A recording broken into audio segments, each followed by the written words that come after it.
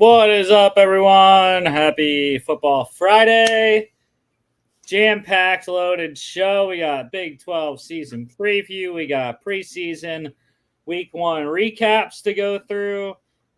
Boatload of news as well. So let's get right to it. We had the first 2 preseason week 1 games last night with a couple snoozers. It was pretty rainy up here in the Northeast. We got pounded here in Pennsylvania. But the Patriots get their first win of the preseason, 17-3 over the Panthers. Carolina didn't play anyone. Bryce Young sat along with almost every single starter on both sides of the ball.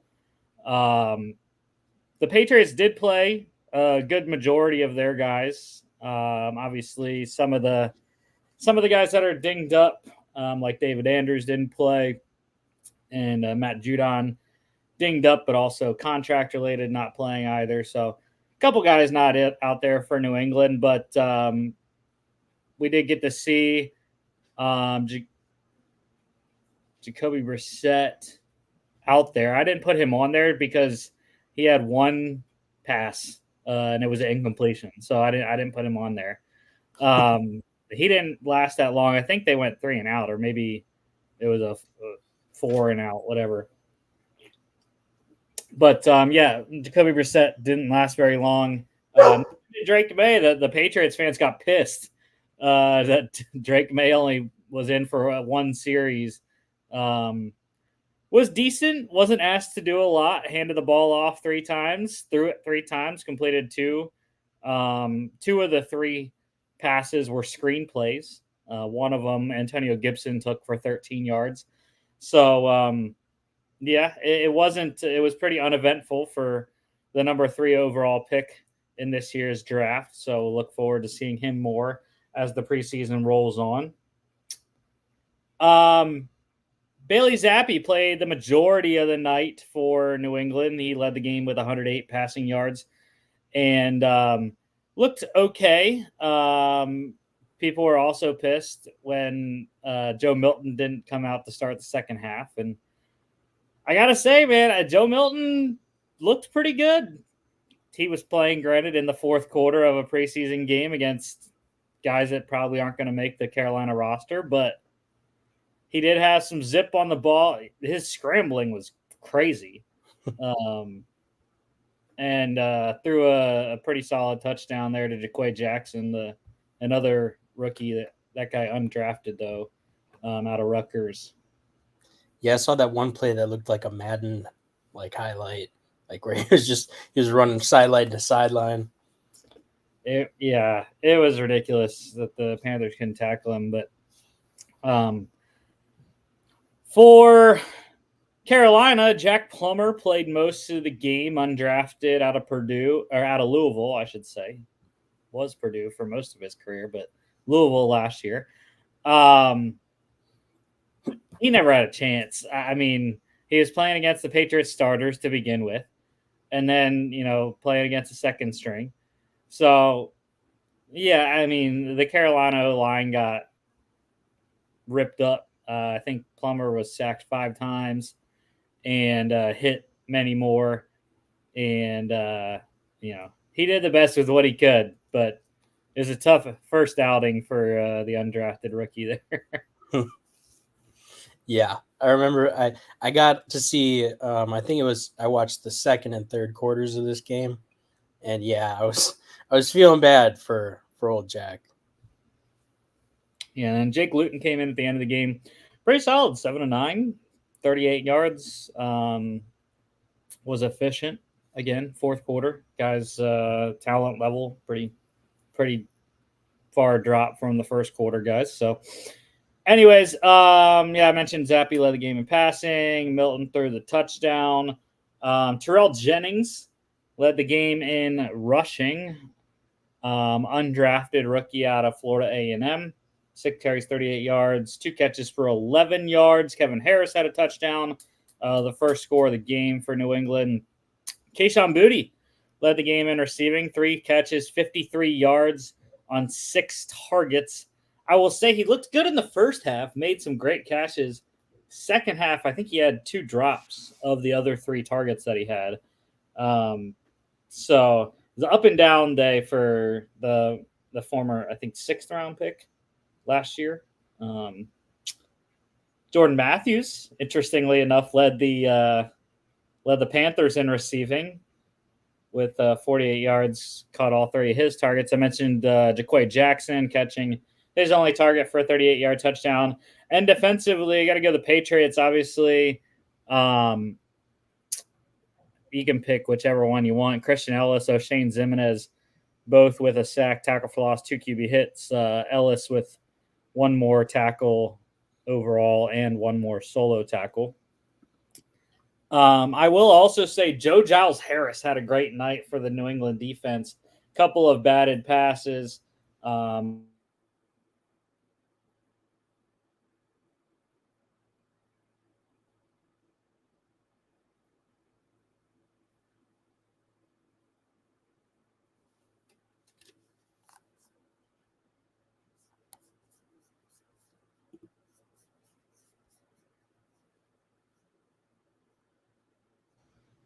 Love that. Yeah, David Wallace. I think it's David, right? Division III Randolph Macon there. Yeah, so he had a great night returning punts for the Patriots. Yeah, look, no worry, it's mine. It's my bad. Yeah, not your end.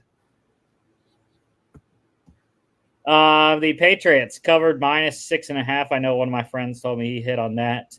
Under 34.5. I hit on that. I actually had 33.5, so I was even more bullish on the under. And then once I saw it was raining in both of the games last night, I was like, dude, I'm live betting the under on both of these games. And at that point, it was 29.5 on both. This game gave me a little jolt in the first half, though. The Giants started scoring in the second quarter, and I was like, oh, no, here we go. We're going to lose this one. I wasn't worried about the Panthers game most of the night, but the Giants game, they scored 14 in the second, and I was like, no way. They're going to start scoring some points. But we held serve, and we got it done. Giants-Lions. Giants 14-3 over the Lions. Once again, this was a game neither team played their starters. I guess there were a couple on the New York side that played with Drew Lock, like Malik Neighbors. Obviously, the rookies probably going to play, even as highly drafted as they are, like Neighbors was this year. Didn't get a target. He ran, I think, like 13 routes or something like that. Wasn't targeted at all. But yeah, Drew Lock, inconsistent. Pretty good defense. I think Detroit has to be happy about how their defense played against Drew Lock and the mostly second stringers in the first half. Other than the big run to Eric Gray, and then they let up, another rushing touchdown as well in the second quarter. But I think that was, the area coming into 2024 that the Detroit had to fix.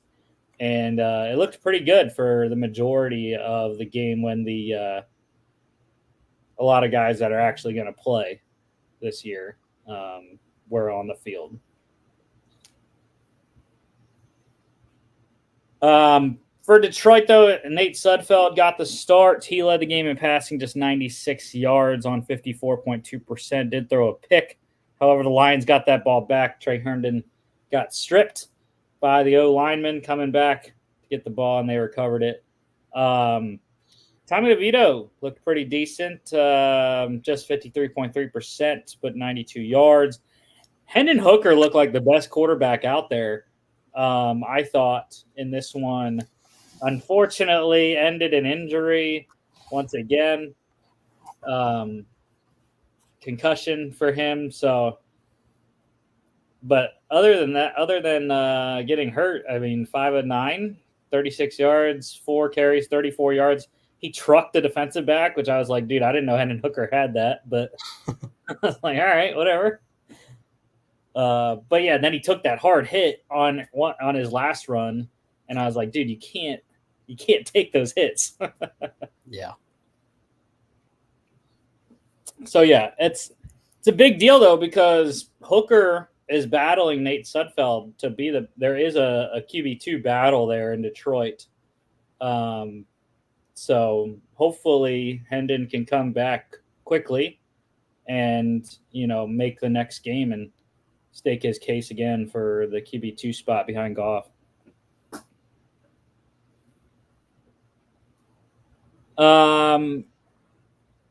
Undrafted running back Dante Miller led the game in rushing. 12 undrafted out of William and Mary, I think, if I remember right. 12 carries, 63 yards. Pretty solid ground night for the Giants overall. Caught 2 catches for 7 yards. Eric Gray was the player of the game, though. 4 carries, 52 yards. 51 of those, though, came on his first touchdown of the game.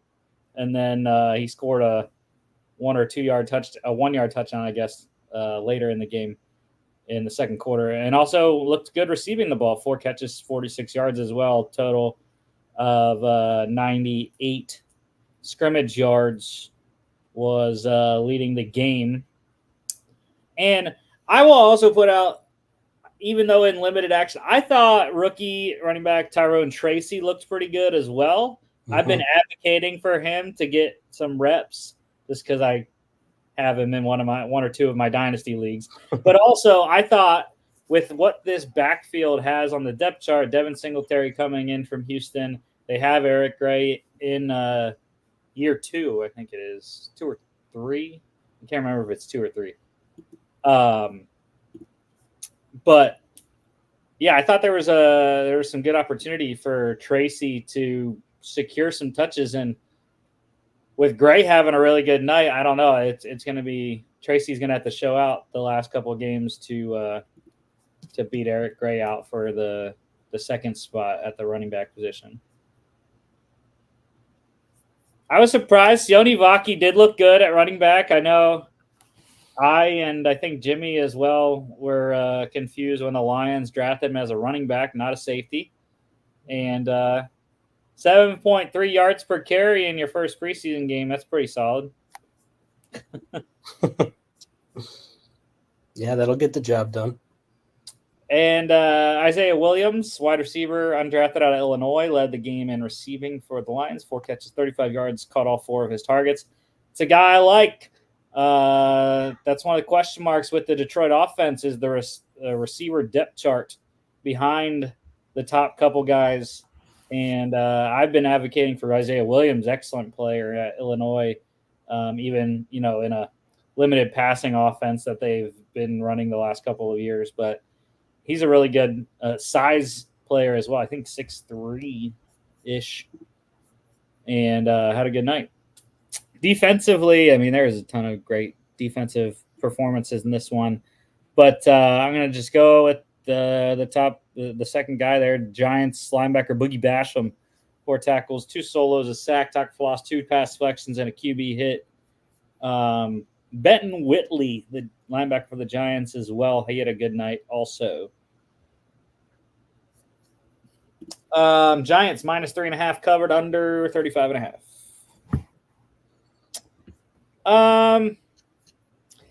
I will say there is one breaking news that literally just happened about an hour ago in the UFL. The Memphis Showboats have parted ways with head coach John DeFilippo. So he has resigned, and Memphis will begin the process of looking for their next head coach. It's interesting. This is coach number 2 already in this franchise's relaunch history, coming from Tampa Bay Bandits in the original XFL relaunch. And then, they rebranded to the Showboats last year in the USFL. And now, in the UFL this year, year 2 of the Showboats name. And yeah, 2 coaches already, though, in the history with Todd Haley and John DeFilippo. It's not great. It's coming like the Browns. But anyways, into college football news. Pitbull made headlines in the college football world. He has purchased FIU's stadium naming rights, $1.2 million per year to the school. It's going to rename FIU Stadium to Pitbull Stadium. So great. I like it. E184 update accordingly. That's the type of outlandish shit I would do if I had money like that. Just pick a random team too. I mean, I guess it's not random. FIU's in Miami, isn't it? Yeah, I forget exactly where it's at, but I don't know why. Why didn't he should have named it Mr. Worldwide Stadium. I like that better. But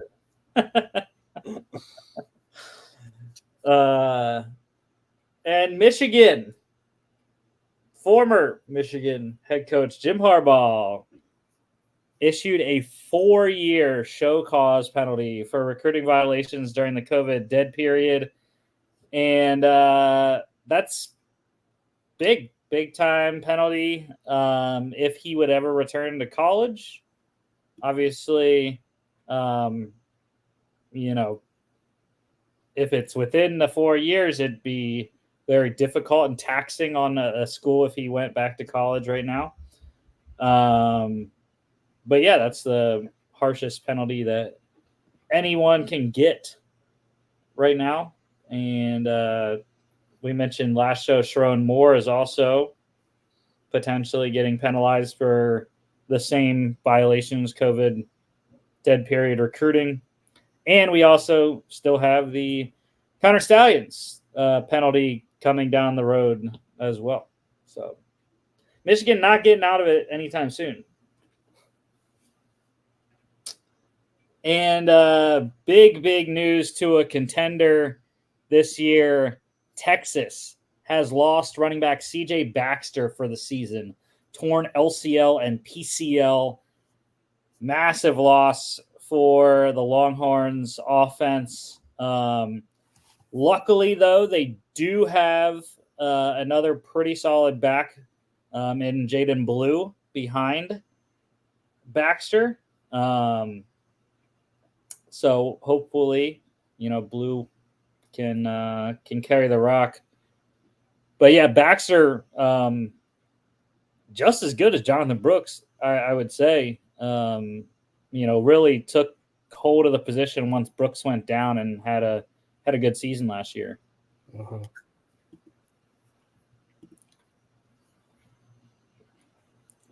Into UFL news, the Houston Roughnecks, they released defensive tackle Jeffrey Johnson, edge rusher Adam Rodriguez, edge rusher Raheem Bigham, defensive back Jimmy Moreland as well. A couple guys that had solid seasons last year for Houston, but they're changing everything in Houston with new GM Will Lewis there, and they're getting some new blood on the roster next year. The Battlehawks are not doing that. They're re-signing guys. They re-signed wide receiver Jerome Cap, offensive tackle Teton Saltez, guard Abdul Beecham, safeties Drayvon Askew-Henry and Nico Bolden. Couple key players, especially Askew-Henry last year, and Bolden in the back end. Saltis as well, a key figure on the O line. And Cap, I'm excited. I'm hoping Jerome Cap can get some increased looks next year. Hard Knocks fame last year with the Jets, and didn't really play much last year for St. Louis, but with some wide receivers leaving, maybe he gets some more opportunities next season. And a bunch of guys this week getting signed to the NFL from the UFL. The Saints, they signed Battlehawks linebacker Mike Rose. Love Mike Rose, former Iowa State Cyclone. Cardinals signed Renegades corner Delonte Hood. The Chargers signed Mr. Spring Football himself, Renegades quarterback Luis Perez. Obviously, Justin Herbert with the plantar fascia injury. Chargers needed to get another guy in camp at the position. The Rams signing a couple O linemen, Stallions offensive tackle Matt Caskey and Showboats guard Alec Lindstrom. Rams, same situations. The Chargers injuries at the O line position, necessitating some of these signings. The Commanders, they signed Stallions offensive tackle Armani Taylor Priolo. Your Packers signed Brahma's defensive end Zach Morton to a one-year deal, former Lion as well. The 49ers, they signed Brahma's wide receiver Jontre Kirkland and Stallions defensive end Jonathan Garvin. Bengals signed Stallions defensive tackle Carlos Davis. The Jags, they signed Michigan Panthers edge rusher Breland Speaks. And the Browns, they signed Brahma's long snapper Rex Sunahara. And a bunch of workouts getting done this past week. The Patriots worked out Battlehawks long snapper Alex Matheson. 49ers worked out defenders wide receiver Monroe Young. Brahma's running back Anthony McFarland. The Packers working out kickers, man. I don't know. Kicker competition seems like it's not going well. Greg Joseph versus Anders Carlson. It's making me nervous, man. One of the beat reporters is doing literally a kick by kick who's winning between the two of them. I think Joseph has the edge right now, but BG loves his draft picks. You know what I mean, man? And he loves the young players. So, yeah, but I mean, it is, potentially good that maybe they're saying, all right, we need to add even more competition to this, or like we're not really happy with what we're seeing. But hope they got time to figure it out. But we'll scare. Yeah, so Renegades kicker Jonathan Garibay and Battlehawks kicker Andre Schmidt worked out for Green Bay. Schmidt, one of the top kickers last year in the UFL. I mean, hey, they could go back-to-back years of successful UFL specialist signings. My guy Dan Whelan's booting the ball out of the barn there in Green Bay. The Vikings, they worked out Roughnecks wide receiver Justin Hall and Stallions wide receiver Deion Kane. Jets worked out Brahma's running back Anthony McFarland, Battlehawks tight end Kamari Averett. Seahawks worked out Brahma's running back John Lovett, and the Browns and the Lions both worked out defenders linebacker Anthony Hines. We have a trade today in the NFL. Not the one everyone thinks. Jimmy's Vikings switching out corners. They got corner Nashawn Wright, a 2021 third-round pick from the Cowboys in exchange for their own 2022 second-round pick corner Andrew Booth Jr. So, new start for both guys, highly drafted.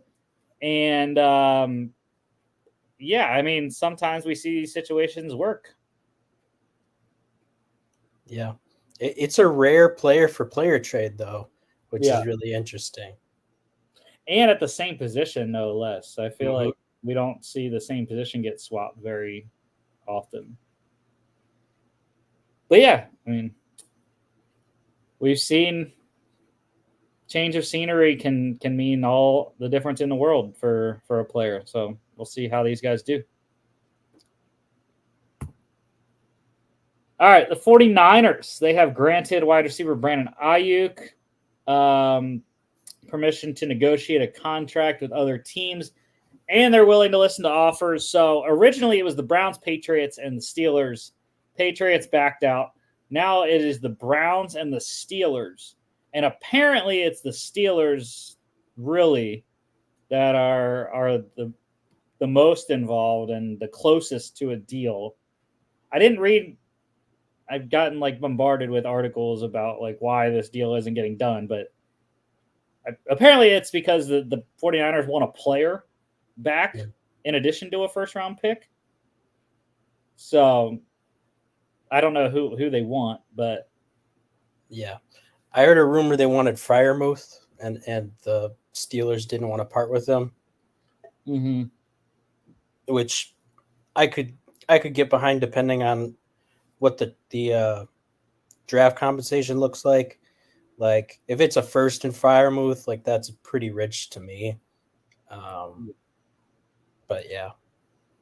Yeah, I mean, I'm still not sold on Ayuk. I mean, the Steelers definitely need like something other than George Pickens outside, but with how much they project to run the ball because of how Arthur Smith runs his offense, I mean, I don't know if the passing attack's really going to be elite, anyways. I expected a lot of 12 personnel because, you know, I think a lot of other fans, you know, we want to see more Darnell Washington. Why did we draft him so high last year if we're not going to see him on the field enough, right? So I would love to see a lot more 12 personnel, get both of those guys on the field, and you know, then we don't have to have another great receiver on the other side of Pickens. We can have, you know, Van Jefferson's the guy right now. Hopefully Roman Wilson can come back from injury and step into that role, but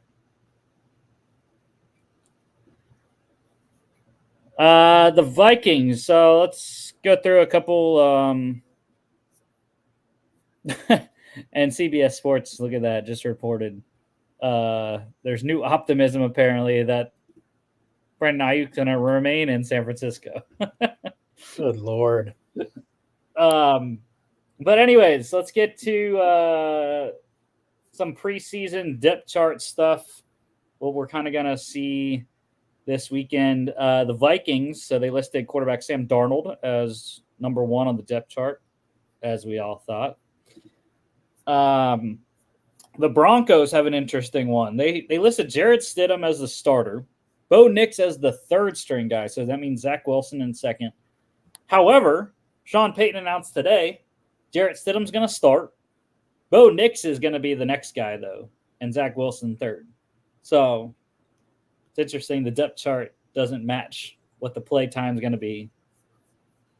And he also said that potentially Nix could get a couple plays in with the first team as well.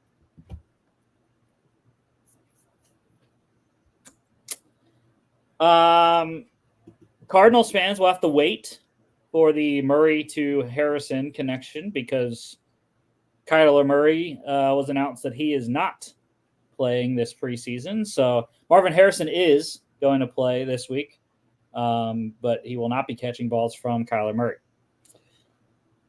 The Steelers, they listed quarterback Russell Wilson as the starter on their first depth chart. However, he's not ready yet physically to play. So Justin Fields is going to get the start tonight against the Texans. And the Chiefs, as Andy Reid likes to do, the starters, including Patrick Mahomes, they are going to play about one quarter this weekend. The Bears and Bills game, that will feature a bunch of players. They are both playing their starters this weekend on Saturday. The Lions and Giants, who just played last night, they were both fined this week $200,000 apiece for multiple fights that went down during joint practices. So NFL sent a memo out to teams, you know, we don't want to see fighting, and this is what's going to happen. So there you go. First two teams that fought, first two teams fined of the camp season.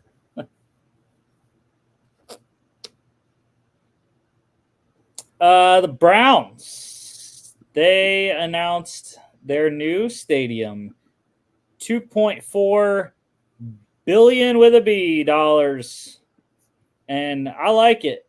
I think it looks pretty solid. Domed stadium, so Cleveland fans are like, thank God we don't have to go to cold games anymore. But I don't like it either, though, because it's like, bro, like that's the whole point of Cleveland. Right. It's kind of like the Bears, though. Like the Bears are going to a dome stadium as well. Yep. But I don't know if it's like SoFi, where because like these right here kind of look like it's open, but I don't know if the sides are open or not. But I don't know. I like the architecture. Unlike Chicago's. I think it was Chicago, right? That was the one that was like, wow, this is SoFi Stadium 2.0. Was that them or was that someone else? I forget. Was it them or the Bills? The Bills, I think. Yeah. Yeah. Yeah, at least they didn't copy another stadium like Buffalo did.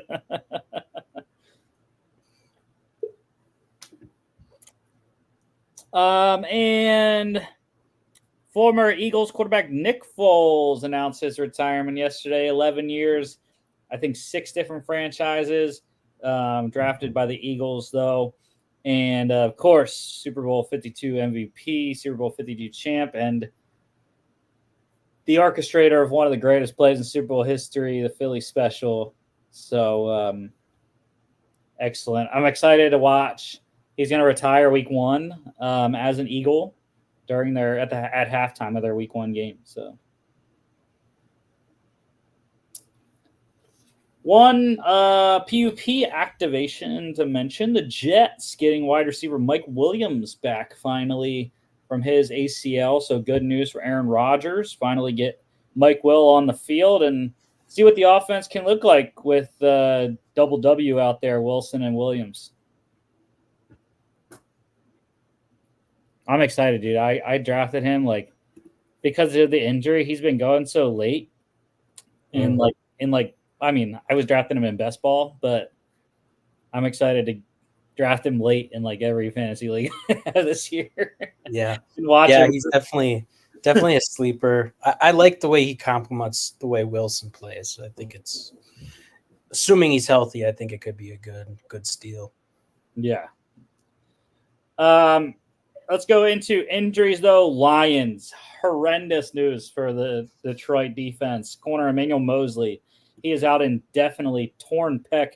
This guy just can't catch a break, man. Injury after injury for Emmanuel Mosley. He was coming off ACL last year, I think was. I can't remember what he was. I'm pretty sure it was ACL, though. And yeah, I mean, just another brutal blow for him. And that hurts even more with the Cameron Sutton release a month and a half or 2 months ago, and now they're like, bro, who are we getting? They're going to have to bet on these rookies. Mm-hmm. Like Thierry Arnold, Enos Rakestraw, you better grow up very quickly because Carlton Davis needs help. Yeah. 49ers. Is it the start of the Madden cursor? Is this just a little something? But running back Christian McCaffrey, calf strain, likely out for the preseason. I'm just saying. Yeah, man. Look, and if they're shipping off Ayuk, they really can't afford to lose too many of their offensive weapons. So yeah. I mean, he's the guy, the guy that they need. Cardinals center Hjalte Froholt. He has a leg injury, so kind of shifting the O-line a little bit in Arizona. Evan Brown, I think, has been taking some time at center for them. Pretty big blow for the Colts offense. Wide receiver Josh Downs. He has a high ankle sprain. 4 to 6 weeks pushing up against week 1 now. We'll have to monitor him as we get towards the season if he is able to go for the first game or not. Falcons offense lost a piece. Wide receiver Rondale Moore, done for the year. Season-ending knee injury. I haven't seen no one has said exactly what it is, just season-ending knee injury. I'm assuming that means ACL, but I'm pretty pissed, though, because he was one of the guys that I drafted like with one of my last picks of best ball, because I was like, dude, he's going to get touches. Mm-hmm. Yeah, I think he was going to be a really important depth piece for them that, fortunately, I don't think they have a replacement for now. And the wide receiver depth chart was already thin in Atlanta. Yeah. I mean, I'm telling you, though, Casey Washington, he's the guy. A rookie 6th rounder, Illinois. I'm telling you, there's opportunities there in Atlanta. Cowboys running back Royce Freeman has a groin injury, so love to see that because I picked up Rico Dowdle a couple weeks ago in my Dynasty League. So I'm like, let's go, Rico Dowdle. 49ers blow to their pass rush depth. Defensive end Drake Jackson placed on the reserve PUP list, so he is done for the year before it even gets started. And I mentioned Hendon Hooker's concussion last night. Giants quarterback Drew Lock didn't last long in the game because he got hurt. He has a bone contusion and a strained oblique. Luckily, doesn't require surgery, but is going to be out for a bit. And today, the Patriots made a move. They released wide receiver Juju Smith-Schuster. So it popped into my mind right when I saw it. And I was like, return to Pittsburgh, ? Because, I mean, why not? They could sign him for super cheap because he's not going to, no one's going to sign him for a lot right now. So, yeah. Even if it gives you like slightly more leverage in the Ayuk talks. Yeah. The Saints throwing some money that probably no one thought they had. They signed linebacker Pete Warner to a 3-year, $25 million extension, $17.5 million guaranteed. Pretty good contract for Pete Warner, and the Saints keep one of their key pieces on defense. A couple signings. The Seahawks signed Dolphins center Connor Williams, 1-year, $6 million deal. $3 million guaranteed for Williams there, and Seattle gets some interior line depth there in Connor Williams. 49ers, they signed Giants running back Matt Breida, back where it all started with his career in San Fran. The Ravens, they signed Bucs wide receiver Russell Gage. Panthers claimed Broncos defensive back Caden Stearns off of waivers. Super hyped about that. I like Caden Stearns, good safety out there, former Texas Longhorn. And the Jets, they signed Colts running back Deion Jackson. A couple workouts and visits. The Saints hosting Broncos safety Justin Simmons. So that would be big for New Orleans to get Simmons in the fold. It's crazy that he's not signed yet. Just ridiculous. The Cardinals, they worked out Jets edge rusher Carl Lawson. Browns working out Broncos offensive tackle Cam Fleming. And the 49ers worked out a bunch of guys. Dolphins wide receiver Robbie Chosen. I think he signed in San Fran now. And Packers safety Rudy Ford and Lions safety Tracy Walker. Tracy Walker's another guy that I'm like, bro, how are these guys out there? Mm-hmm. All right. Let's see. I don't see anything else. Big 12 season preview. Start off with the highest finishing team from last season that is coming back to the Big 12 as Texas won the Big 12 last year, going to the SEC. Oklahoma State Cowboys, 10-4 last year, 7-2. Like I said, lost to Texas in the Big 12 title game. Losses, quarterback Gunnar Gundy transferred to Ohio. Running back Jaden Nixon went to Western Michigan. Running back Elijah Collins is on the Bengals. Wide receiver Leon Johnson III is on the Chargers. Wide receiver Jaden Bray went to West Virginia. Defensive end Anthony Goodlow is on the Rams. Linebacker Xavier Benson is gone. Corner DJ McKinney went to Colorado. And kicker Alex Hale also gone.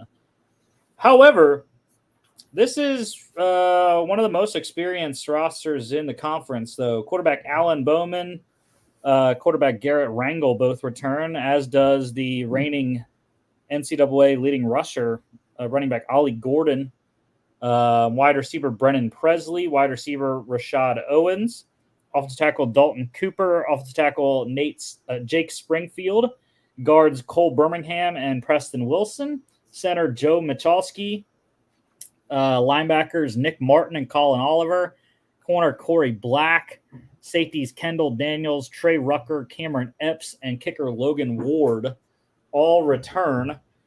And they got some decent pieces in the portal as well. Running back AJ Green comes in from Arkansas. Running back Trent Howland from Indiana. Tight end Tyler Foster from Ohio. Offensive tackle Isaiah Glass from Arizona State. Defensive end Obi Ezigbo from Gannon. Safety Kobe Hilton from UTEP. And kicker Sam Babish from Charleston Southern. So I like Oklahoma State this year. I think they got a good shot. Let's see. Unless you have anything, I'm just going to go to the Sure. record. They're on upset alert though. Week 1. I'm just saying. The South Dakota State Jackrabbits are coming to town, and they are the 2-time back-to-back defending FCS national champs. So they are not going to come in and just lay down for their money. I do think Oklahoma State will beat them. But like I said, it's probably the hardest FCS opponent you will see anywhere on the college football slate this year. FBS versus FCS. Anyone that plays South Dakota State. And then they host Arkansas as well, but obviously we haven't done the SEC preview yet, so I haven't really dove into Arkansas's roster, but as far as I remember, they don't have a quarterback that I believe in, so I'm going to go Oklahoma State 2-0. They go to Tulsa, they'll win that one 3-0.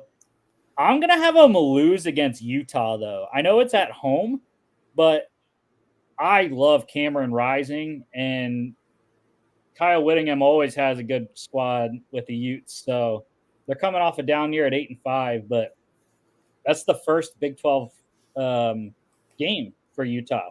So I like them to win that one. I think they got a good defense like they always do. Kearney Reed is back. I'll talk more about I'm getting off on Utah. We'll talk more about it at the end when we talk about the new guys that are coming in. But anyways, I like Utah to win that one. So 3-1 for Oklahoma State at Kansas State. They're pretty young in Manhattan. That's a tough road game, but I like Oklahoma State 4-1. They beat West Virginia to get to 5-1 into the first bye. At BYU on a Friday night. That's a tough one. The going to BYU on a night game, it's always difficult. But I don't know about the Cougars this year with what they lost. So I'm going to go Oklahoma State 6-1 at Baylor, 7-1 at home against Arizona State, 8-1 at TCU, 9-1. Second bye at home against Texas Tech, 10-1. Then at Colorado on a Friday, I'll just have them lose that and go 10-2, and that is they play 9 conference games in the Big 12, so it's going to be 7-2 in conference with Utah and Colorado losses. Yeah, I had them pretty close there too. I put them in my kind of tier 2 teams for this conference, and I had them finishing when I was doing my pick'ems. Had them finishing at 9-3. Mm-hmm. Gotcha. All right, on to the West Virginia Mountaineers. Crazy that they finished 4th in the Big 12 last year. 9-4, 6-3 in conference. They lost wide receiver Devin Carter. He is on the Panthers. Guard Doug Nestor is on Jimmy's Vikings. Center Zach Frazier, drafted by the Steelers. Defensive lineman Tomiwa Doro Jaye is went to Florida State. Linebacker Lee Pogba is gone. Linebacker Jared Bartlett went to Cincinnati. Corner Beanie Bishop Jr. is on the Steelers, and safety Marcise Floyd is gone as well. West Virginia also returns quite a bit. Quarterbacks Garrett Green and Nico Marchiol. Running backs Jaheim White, C.J. Donaldson Jr. Wide receivers Hudson Clement, Preston Fox, Traylon Ray. Tight end Cole Taylor. Offensive tackles Wyatt Millum and Nick Malone. Guards Thomas Rimmich and Jaquay Hubbard. Center Brandon Yates. Linebacker Ben Cutter. Safeties Anthony Wilson Jr. and Aubrey Burks. Punter Oliver Straw and kicker Michael Hayes II. In the portal for Neil Brown's squad, wide receiver Jaden Bray from Oklahoma State. Wide receiver Justin Robinson from Mississippi State. Offensive tackle Xavier Bosley from Jacksonville State. Defensive lineman TJ Jackson from Troy. Edge rusher Ty French from Gardner Webb. Ty French is awesome. He's a beast. Corner Aiden Garnes from Duquesne. Corner Garnett Hollis Jr. from Northwestern. Corner TJ Crandall from Colorado State. Freshman safety Zay Jennings. Safety Kikora Tarnu from Jacksonville State. And safety Jaheim Joseph from Northwestern as well. I don't know. There's something about West Virginia that, like, I just never believe in the Mountaineers for some reason. Yeah. No, I feel what you're saying, because as I was going through and doing my picks, I was kind of like, man, I feel like after the season they had last year, I should be giving them a better record than this. But, like, at the same time, I just don't know if I see them favored in most of these games. So what did you have? I had them at 4-8. Oh, damn. Well, I don't know. We'll see what we got. They're going to lose week 1. I know it's at West Virginia in Morgantown, but Penn State's the better team. So Penn State wins that one, 0-1. They beat Albany, 1-1 at Pitt. That is the backyard brawl. So I think West Virginia won it last year in Morgantown. I don't really believe in Pitt. They don't have a great roster this year. So I'm going to give West Virginia the win in Pittsburgh.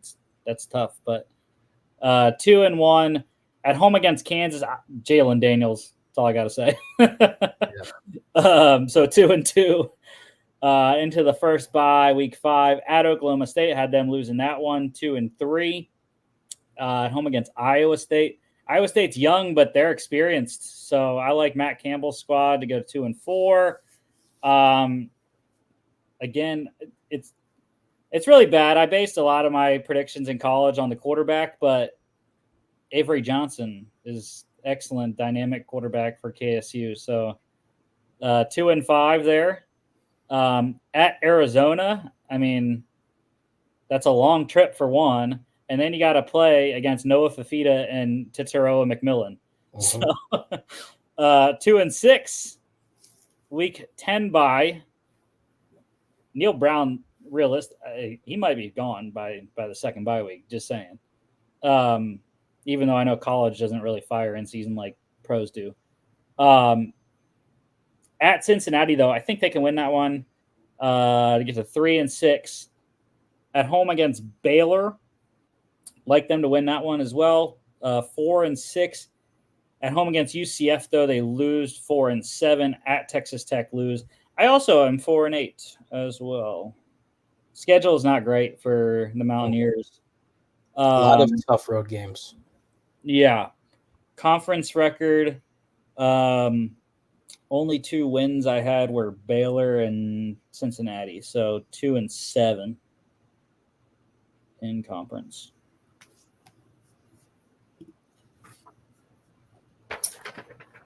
I know my friend is gonna hit me up on Snapchat once he sees 4-8 for his Mountaineers.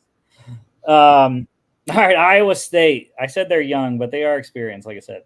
7-6 last year, 6-3, finished 5th in the conference. Running back Eli Sanders went to New Mexico. Running back Cartavius Norton went to Charlotte.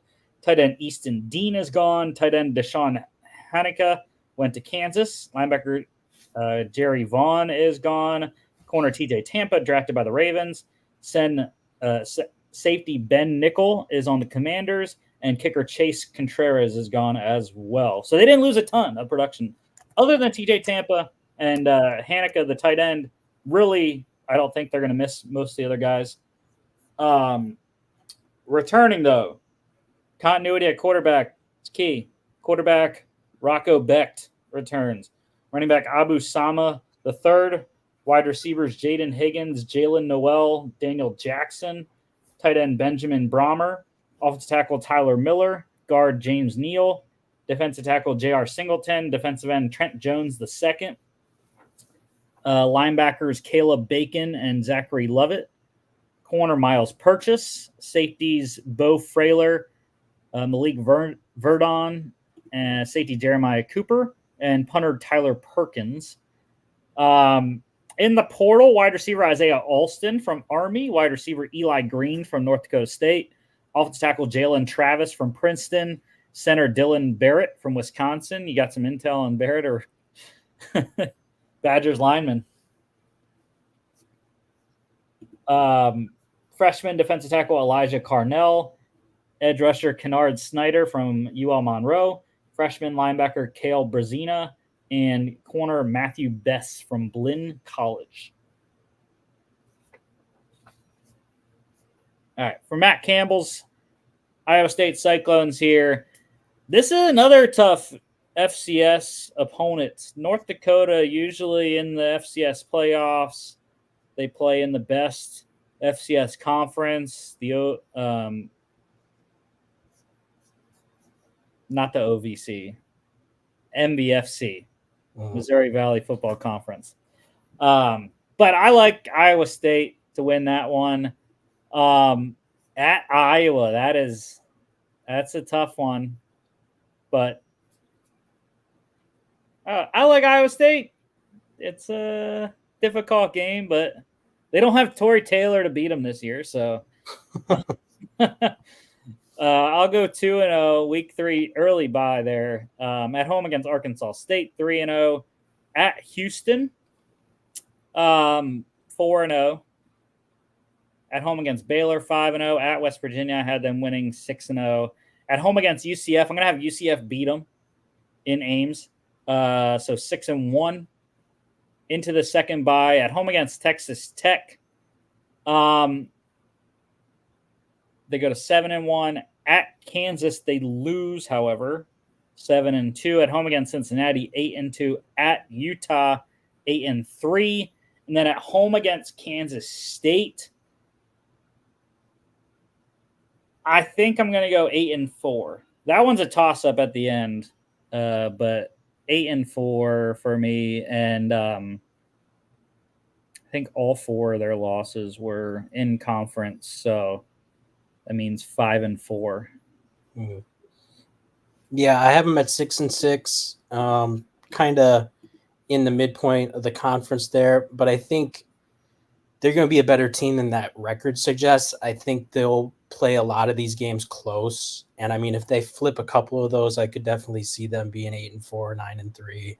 I like Matt Campbell a lot. I think he's a really good head coach. So, yeah. All right, on to the team they played last week of the year. Kansas State Wildcats under Chris Kleiman. 9-4 last year, 6-3 in conference play, finished 6th overall. They lost big names, especially offensively. Quarterback Will Howard goes to Ohio State. Running back Trayshawn Ward to Boston College.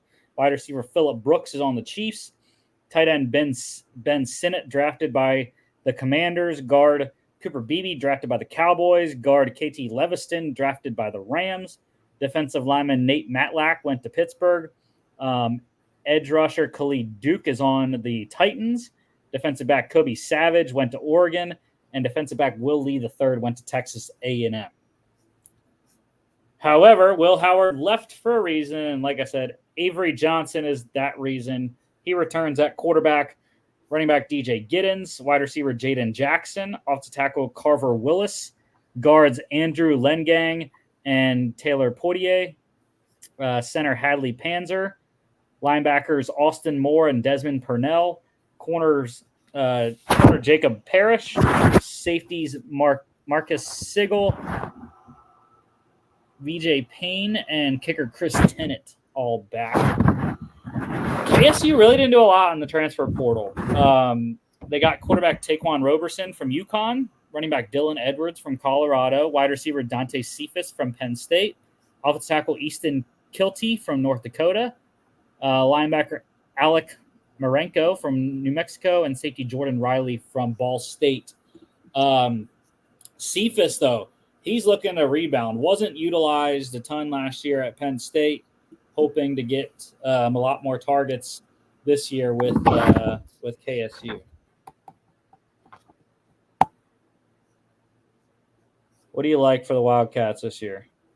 Yeah, I think they're going to be top half of the conference. I had them at 9-3 when I was doing my pick'ems. I think they're just one of those squads where even though they lost a lot of talent, a lot of big names, I think they'll be able to reload and be competitive. Yeah. So week 1 at home against UT Martin, they win that one at Tulane. I think I had Tulane beating them.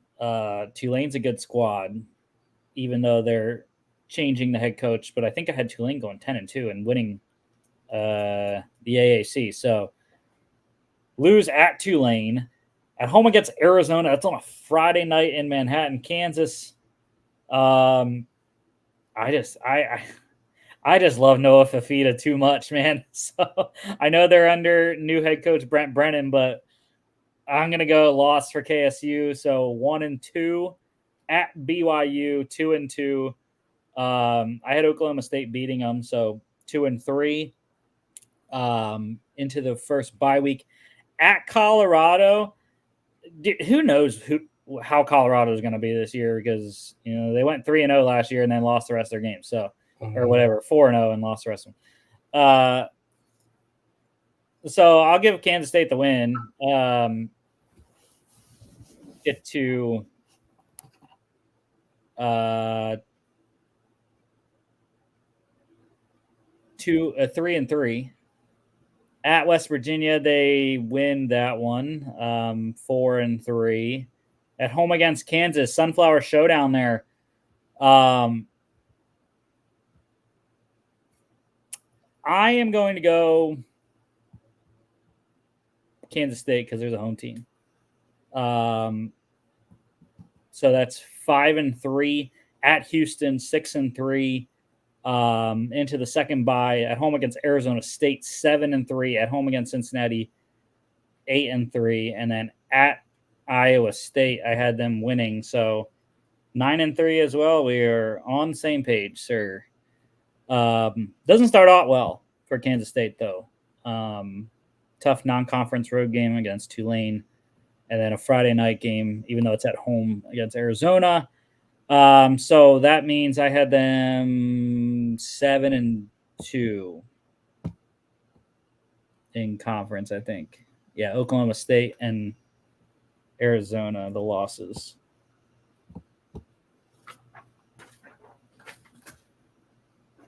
Texas Tech Red Raiders up next, 7-6, 5-4 in conference, 7th place last year. Losses, quarterback Tyler Schuff went to Louisville. Wide receiver Xavier White is on the Colts. Wide receiver Duran Bradley went to Boston College. Wide receiver Miles Price went to Indiana. Defensive lineman Jalen Hutchings and Tony Bradford Jr. are gone. Edge rusher Miles Cole, drafted by the Jaguars. Linebacker Josiah Pierre is on UCF. Corner Malik Dunlap is gone. Corner Rashad Williams is on the Raiders. Safety Dadrian Taylor Demerson, drafted by the Cardinals. Safety Tyler Owens is on the Commanders, and punter Austin McNamara is on the Bengals.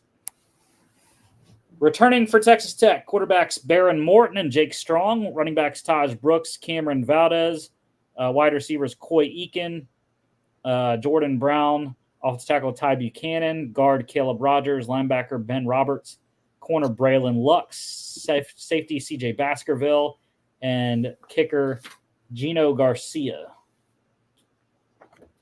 They went pretty crazy in the portal. Quarterback Cameron Brown comes in from West Georgia. Wide receiver Caleb Douglas from Florida. Wide receiver Josh Kelly from Washington State. That's a big one. This is a big piece right there, Josh Kelly. Tight end Jalen Conyers from Arizona State, also a good player. Offensive tackle Sterling Porcher from Mid-Tennessee. Offensive tackle Maurice Rodriguez from Saddleback College. It's a solid place. Not sure where that is, but solid nonetheless. Guard Vinny Scurry from Toledo. He's a good player. Guard Davion Carter from Memphis. Defensive tackle DeBraylon Carroll from Rice. Corner Devin Cromwell from Guelph. Safety Javion Wilcox from TCU. Punter Jack Burgess from Weber State. And freshman punter Caden Turner. Texas Tech. It's always a fickle one, but they win at home versus Abilene Christian week 1 at Washington State. That is a Josh Kelly revenge game. So give me the Red Raiders going all the way to Renton, Washington, and beating the Cougars there. 2-0. They win against North Texas to 3-0. Win against Arizona State 4-0. Win against Cincinnati. They are 5-0. But then they got to go to Arizona. They lose to get to 5-1 at home. Come back for week 7 bye. At home against Baylor. 6-1 at TCU. They lose back-to-back road games, though, at TCU, at Iowa State to get to 6-3. They beat Colorado at home to get to 7-3. Week 12 bye. At Oklahoma State, they lose 7-4. 8-4, they win against West Virginia. And that is 4 losses in conference, 5-4. Yep. We're pretty close again, brother. I have them at 7-5. I think they definitely make a bowl game, and I think they're one of those teams that can make some noise. Definitely, I think, an upset contender for some of the conference favorites. But yeah. Yeah, their schedule is great. Until late in the year, I mean, they only play that one road game in the first 5 weeks. So, all right, on to the Kansas Jayhawks. 9-4 last year, 5-4 though in conference, finished 8th. Losses: quarterback Jason Bean is on the Colts. Tight end Mason Fairchild on the Saints. Guard Dominic Puny, drafted by the 49ers. Edge rusher Austin Booker, drafted by the Bears. Linebacker Rich Miller is gone. Safety Kenny Logan Jr. is on the Rams. And the kicker Seth Keller is gone as well. They return a bunch of players. Quarterbacks Jalen Daniels and Cole Ballard. Running backs Devin Neal, Daniel Highshaw Jr. Wide receivers Lawrence Arnold, Quentin Skinner, Luke Grimm. Offensive tackle Bryce Cabeldu. Guards Michael Ford Jr. and Kobe Baines. Edge rusher Jeremy Robinson. Linebacker J.B. Brown. Bello Dotson and Kobe Bryant. Safety Marvin Grant and kicker Owen Piper Gertis. I don't even know if that's right, but and then in the portal, they got some guys, not a ton. Tight end Deshaun Hanika comes over from Iowa State, as does guard Darrell Simmons Jr. Center Shane Bumgardner comes in from Tiffin. Defensive tackle Javier Derritt from North Dakota State. Edge rusher Dylan Woodkey from Youngstown State. And safety Devin Dye from Utah State. What do you got for the Jayhawks? Rock Chalk. Yeah, so I had them finishing near the top of the conference. I had them at 11-1. I think obviously I really like their coaching staff. I love Jalen Daniels. I think if they stay healthy, I think they can be pretty dangerous in the Big 12. So, well, yeah, looking at the schedule, it looks really good. Mm-hmm. Yeah. How many points are they going to put up week 1 on that Thursday night game against Linwood? Yeah. It should be hopefully a good welcoming party for Jalen Daniels coming back. Yep. It is the score star with a 7. Yeah. At home versus Linwood College on Thursday night, week 1. They win that one. At Illinois, Illini. I just applied to Illinois today for a job, so Nice. But I think Kansas is a better team. 2-0. They win against UNLV on a Friday night to get 3-0 at West Virginia. I had them winning that one, I believe. 4-0 at home against TCU. They win at Arizona State. 6-0 into the week 7 bye. At home against Houston, they win. At Kansas State is their only loss, I think, is I agree. Week 10 bye. They are 7-1. And then at home against Iowa State, I can't remember who I had winning that one. I think Kansas. At BYU, they can win that one. They can win against Colorado, and they can win at Baylor. So I agree with how the schedule sets up. 11-1 is a very good possibility, and that is 8-1 conference record. Jalen Daniels is up for best quarterback in the conference for sure. Mm. All right, on to the UCF Golden Knights here. 6-7 last year, 3-6 in conference play, 9th in the conference for Gus Malzahn's squad. They lost a lot of production. Quarterback John Rice Plumlee is on the Steelers. Probably going to see him tonight. Quarterback Timmy McClain went to Arkansas State. Wide receiver Javon Baker, drafted by the Patriots. Tight end Alec Holler is on the Cowboys. Offensive tackle Tylen Grable, drafted by the Bills. Linebacker Jason Johnson is on the Cowboys. Linebacker Walter Yates III is gone. Linebacker Tremont Morris Brash is on the Chargers. Defensive back Nikai Martinez went to Michigan State. And defensive back Corey Thornton went to Louisville. Returning for UCF, running backs R.J. Harvey and Johnny Richardson. Wide receivers Kobe Hudson and Xavier Townsend. Offensive tackles Amari Kite and Paul Rubelt. Guards Adrian Medley and Marcellus Marshall. Defensive tackle Lee Hunter. Edge rusher Malachi Lawrence. Safety Damari Henderson. Pitcher Mitch McCarthy. And kicker Colton Boomer. Good name to have as a kicker. And this is probably the most transfers in the conference beside Colorado. Quarterback KJ Jefferson from Arkansas. Quarterback Ja'Cory Brown from Miami. Running back Penny Boone from Louisville. Wide receiver Jacoby Jones from Ohio. Wide receiver Javarius Johnson from Auburn. Tight end Evan Morris from Michigan State. Offensive tackle Wes Dorsey from Western Kentucky. Guard Keegan Smith from Central Michigan. Center Jabari Brooks from Samford. Edge rusher Nigelique Kelly from Miami. Edge rusher Dalen Dotson from UT Martin. Linebacker Ethan Barr from Vanderbilt. Linebacker Josiah Pierre from Texas Tech. Linebacker Zayre Alexander from Idaho. Corner Traquan Fagans from USC. Corner Antione Jackson from ECU. Corner Mac McWilliams from UAB. Safety Deshaun Pace from Cincinnati. Safety Sheldon Arnold II from East Tennessee State. Safety Ladarius Tennyson from Ole Miss. And safety Brian Threats from Cincinnati. My goodness. That's a lot of new players. So, with that being said, for UCF, at home against New Hampshire on Thursday night at the Bounce House, they win that one. They win at home against Sam Houston State to get to 2-0.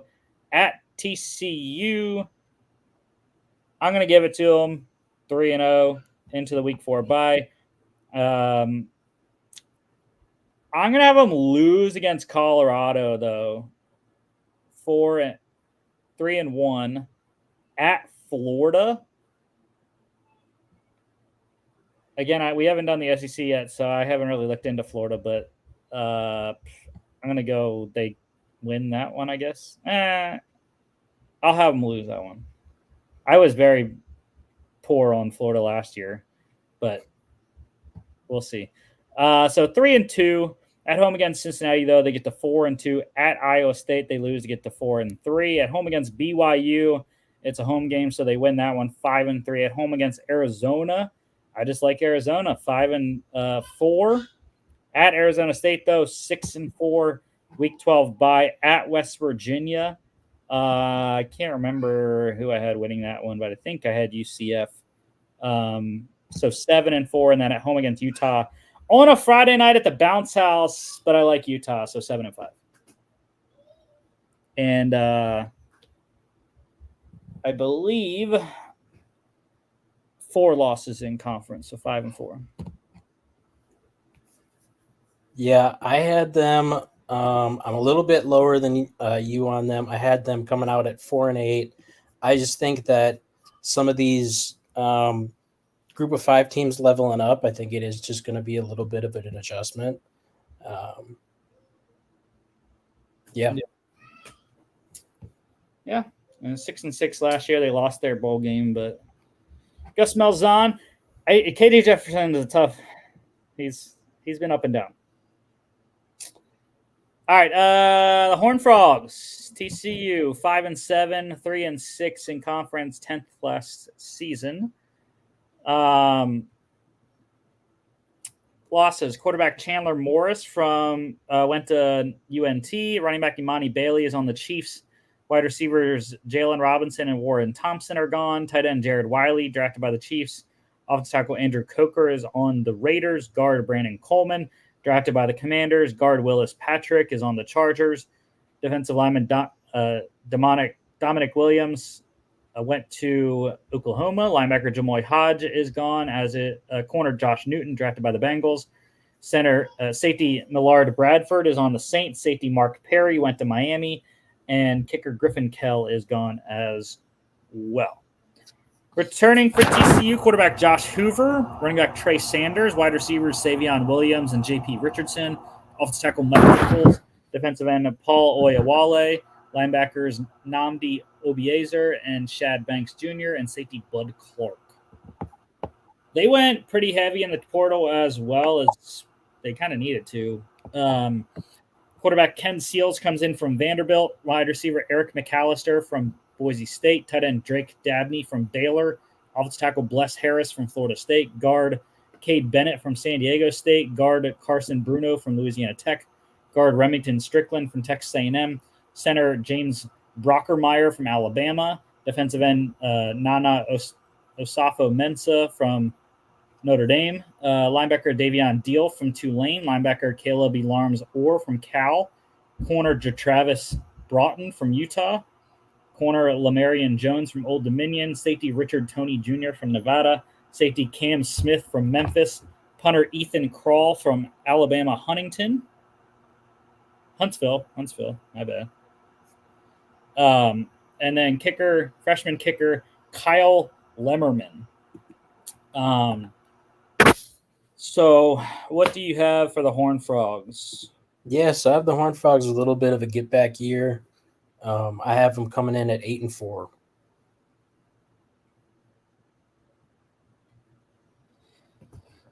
Gotcha. I will run through my TCU when I get back in a second. If you want to take it away on the BYU Cougars. Yeah, sure. You got my text. Huh? Oh, yeah. Yeah, so BYU, I had mentioned that I think there are a few group of 5, in this case, independent teams that will be joining the Big 12 that kind of, I think, are in for a bit of a transition period as they kind of get used to kind of leveling up and play. And I think BYU is one of those teams.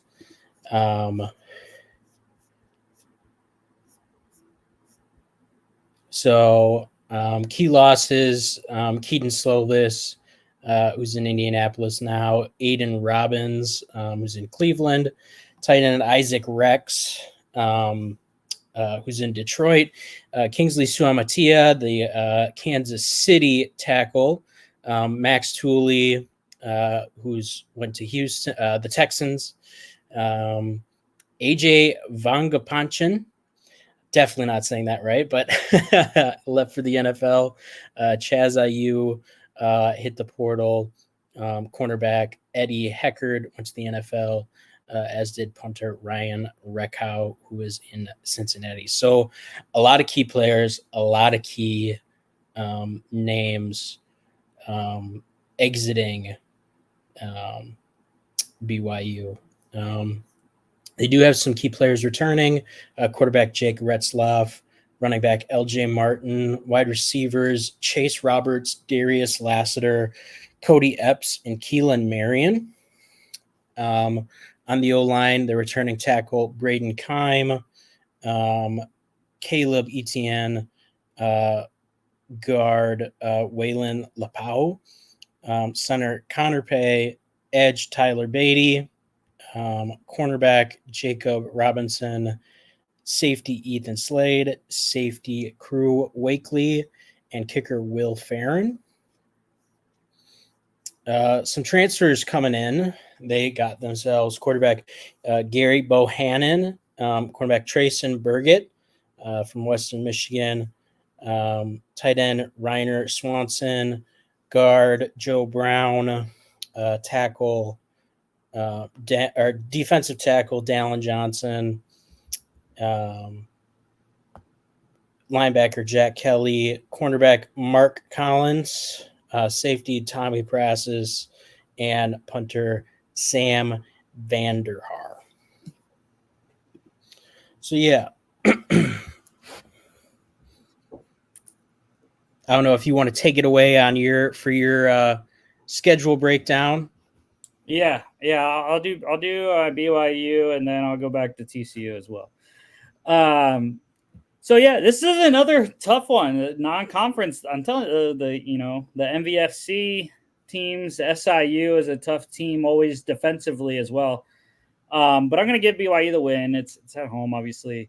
So give BYU the win at SMU, though. That's on a Friday night. They're going to lose that one. I had I had SMU finishing very highly I think I had them in the AAC, or I had them very highly in the ACC, I should say. They're in the ACC now.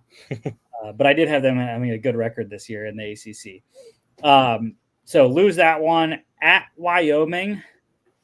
I haven't looked into the Mountain West teams yet. I always feel like I don't have Wyoming very high. So I'll give Kalani Sitake's squad a win there, 2-1 in non-conference play. They lose at home against Kansas State, though, 2-2. At Baylor, going to Waco. I'll have them lose that one, I guess. Yeah, they got some good pieces returning, and they got some solid players in the portal. Anyways, so 2-3 into the first bye. At home against Arizona, I'm just gonna have Arizona go like 15-0, so it's cool. Yeah, 2-4. They lose against Oklahoma State on a Friday night. 2-5 at UCF. 2-6 into the bye at Utah. 2-7 at home against Kansas. 2-8. They win at Arizona State, though, 3-8, and at home against Houston, 3-9. I think this team's a lot better than that, but their schedule is rough. From Arizona to Utah, that 4-game from Arizona to Kansas, that 5-game stretch is just horrendous. Even though they play 3 of those at home, but I don't think home field can help you that much when you're against that good of teams. So 3-9, and I think I had 1 win in conference, and that was the Arizona State. So 1-8 in conference. Yeah, I had them as 3-9 as well. So we're continuing the trend lockstep. Yeah, like I said before, I think it is going to be a little bit of a transition period, getting used to this level of play, and the schedule's just hard period. So that's going to make it a little bit of a rude awakening, I think. I've talked about how much I love Kalani Sitake on here before, so I think they'll figure it out for sure. But also losing a lot of talent to the NFL. Yeah, I think is going to be a big thing. So yeah. I mean, these guys are learning. I mean, Retzlaff is a sophomore, I think, and I mean, they have some like pieces. Martin and Roberts. The wide receiver core is great. Batty on defense is awesome, but it's just like we've been saying, the schedule is just even non-conference. Like, yeah, playing a tough FCS team in SIU, and then at SMU. That's ridiculous. But back to TCU, I'll give my record on that. So you had them 8-4 at Stanford on a Friday night. I had Stanford going like 3-9, so I had the Horned Frogs win that one. At home against Long Island, they win 2-0. They're going to lose against UCF though. Lose at SMU to get to 2-2. Lose at Kansas 2-3. I think they beat Houston at home on a Friday night to get back to 500 going into the first bye. At Utah, they lose to 3-4. I think I had them losing to Texas Tech, so 3-5. At Baylor, though, I think they can win that one to get to 4-5. Come home, host Oklahoma State. They lose 4-6 into the second bye. Lose at home against Arizona, 4-7, and then at Cincinnati, I think they can win that one. So 5-7 for Arizona. Or for TCU. I am not in on the Horned Frogs this year, like you are.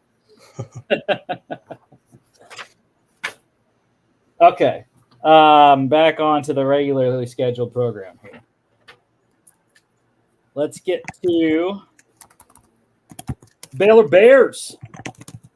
3-9 last year, 2-7, 12th place. Quarterback Blake Shapen went to Mississippi State. RJ Martinez to Texas State. Running back Quaylen Jones to Stephen F. Austin. Tight end Drake Dabney to TCU. Tight end Jake Roberts to Oklahoma. Defensive tackle Gabe Hall is on the Eagles. Defensive end TJ Franklin is on the Raiders. Linebacker Byron Vaughns is on the Cowboys.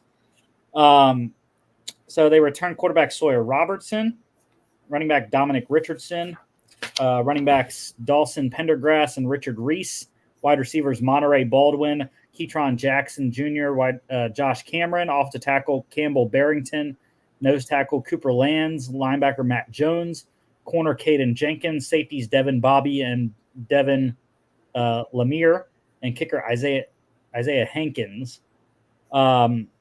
In the portal, the Bears got quarterback Daquan Finn from Toledo, wide receiver Ashton Hawkins from Texas State, wide receiver Jamal Bell from Nevada, tight end Michael Trigg from Ole Miss, guard Kurt Daniker from Ohio, guard Omar Egbedion from Montana State, guard Sidney Fugar from South Carolina, freshman center Colton Siraki, defensive end Tonga Lolohea from Tyler Junior College, edge rusher Steve Linton from Texas Tech, and safety Kendrick Simpkins from Western Kentucky. So they got some good guys. Steve Linton's a great player coming in from Texas Tech, and Daquan Finn is great at quarterback as well. So what do you got for Baylor?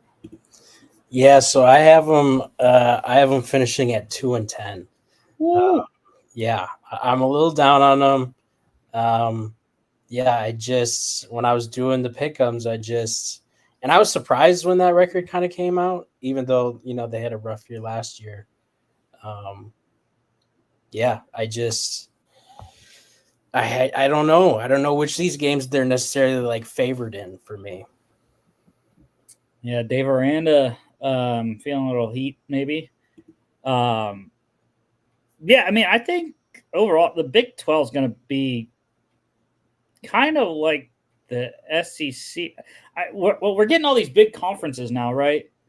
Uh-huh. Like they're gonna cannibalize each other. Yeah. So, yeah.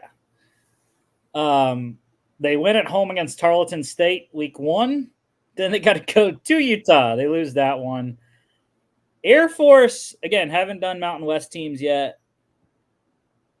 I'm usually a big proponent of Air Force, but even my guy Brad Roberts isn't there anymore. He's gone. But I still like the Falcons. I think they're going to win the Commander-in-Chief trophy again this year. because Navy is just pitiful, and so is Army for really. So I think Air Force wins in Waco. 2-0. At Colorado, they lose. You get to 1-3. They host BYU. I think I had BYU winning. I think I had Iowa State winning that one as well. In Ames. So that is a 1-5 start to Baylor's season. At Texas Tech, they lose 1-6 at home against Oklahoma State, 1-7 at home against TCU, 1-8. Week 11 bye. At West Virginia, they lose. At Houston, I'll give them a win. And at home against Kansas, they lose. I concur, sir. 2-10. And I hate that. I hate that for DeQuan Finn because he's such a good player, but one guy can only do so much. And one win, I think, one win in conference, so 1-8.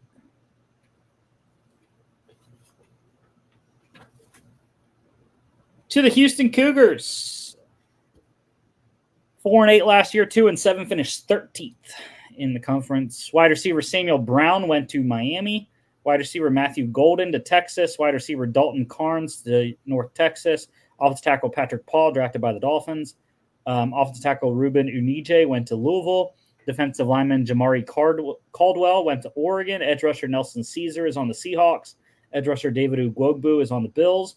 Linebacker Malik Robinson is gone. Corner Isaiah Hamilton went to Ole Miss. They returned quarterback Donovan Smith, running back Parker Jenkins, running back Stacy Sneed, wide receivers Joseph Manjack IV and Stephon Johnson, offensive tackles David Ndukwe and Shamar Habdi Lee, guard Tank Jenkins, linebacker Jamal Morris, safety AJ Halsey, and kicker Jack Martin. And this is the team. I've been saying this the first couple conferences that we've done. The head coach changes the whole dynamic. And it's the first year of Willie Fritz coming in for Tulane. So we'll see how that works out for the schedule. But when there's a head coaching switch, the transfer portal goes wild. So love the freeze frame there, by the way. Quarterback Zion Chris comes in from Louisiana. Wide receiver Marquise Shoulders from Tulsa. Wide receiver Devin Williams from Tulsa. Wide receiver Mekhi Muse from Georgia. Tight end Malik Carr from Michigan State. Offensive tackle Jake Wiley from UCLA. Offensive tackle Cedric Melton from Ole Miss. Guard Dakota White from Louisiana Tech. Center Sam Seacrest from Louisville. Defensive tackle Xavier Stillman from Hutchinson Community College. Defensive tackle Everett Rogers from Tulsa. Defensive tackle Quindario Lee from Central Michigan. Edge rusher Keith Cooper Jr. from Tulane. Linebacker Michael Baton from UL Monroe. Linebacker Corey Platt Jr. from Tulane. Linebacker Kendre Gant from Louisiana. Corner Kristen Davis from Southern. Corner J.D. Rhyme from Auburn. Corner Jeremiah Wilson from Syracuse. Safety Hershey McLaurin from West Virginia. Safety Brian Massey from SMU. Safety Kentrell Webb from Tulane. Safety Tegan Wilk from ECU. Freshman punter Liam Dougherty. And punter Jack Rainey from UC Davis. You need oxygen after that one. Yeah, dude. That's crazy. But like I said, the head coach switch, that means you're hitting the portal. So I like they got a lot of talent, though, in these picks. It's not like they went and got bodies. Like they got some dudes. And I think Donovan Smith is going to love throwing to some of these guys because Mekhi Muse was a slot fiend for Georgia and a return specialist as well. Malik Carr is awesome at tight end. And defensively, Cooper's a good edge rusher. And McLaurin, the safety from West Virginia, is pretty solid as well. But for Houston, they win at home against UNLV. Then they got to go to SEC Oklahoma and lose that one, 1-1. At home against Rice, they win 2-1. At Cincinnati, go to 3-1. At home against Iowa State, they lose 3-2. At TCU on a Friday night, I think they lose that one. Tough to go to Fort Worth and win on a weird night game as well. So 3-3 going into the bye. At Kansas, though, they lose. I think they lose that 3-game stretch in between the byes. At Kansas, at home against Utah, home against Kansas State. So 3-6, and it's tough. Willie Fritz not going bowling in year one because he's going to go lose at Arizona on a Friday. At home against Baylor, though, they do win. Or no, I had Baylor beating them. So I think that's 3-8. Mm-hmm. And then at BYU, I can't remember who I had winning that one. The Cougar Bowl. I'll just say Houston, sure. 4-8, repeat record of last year. And let's see, BYU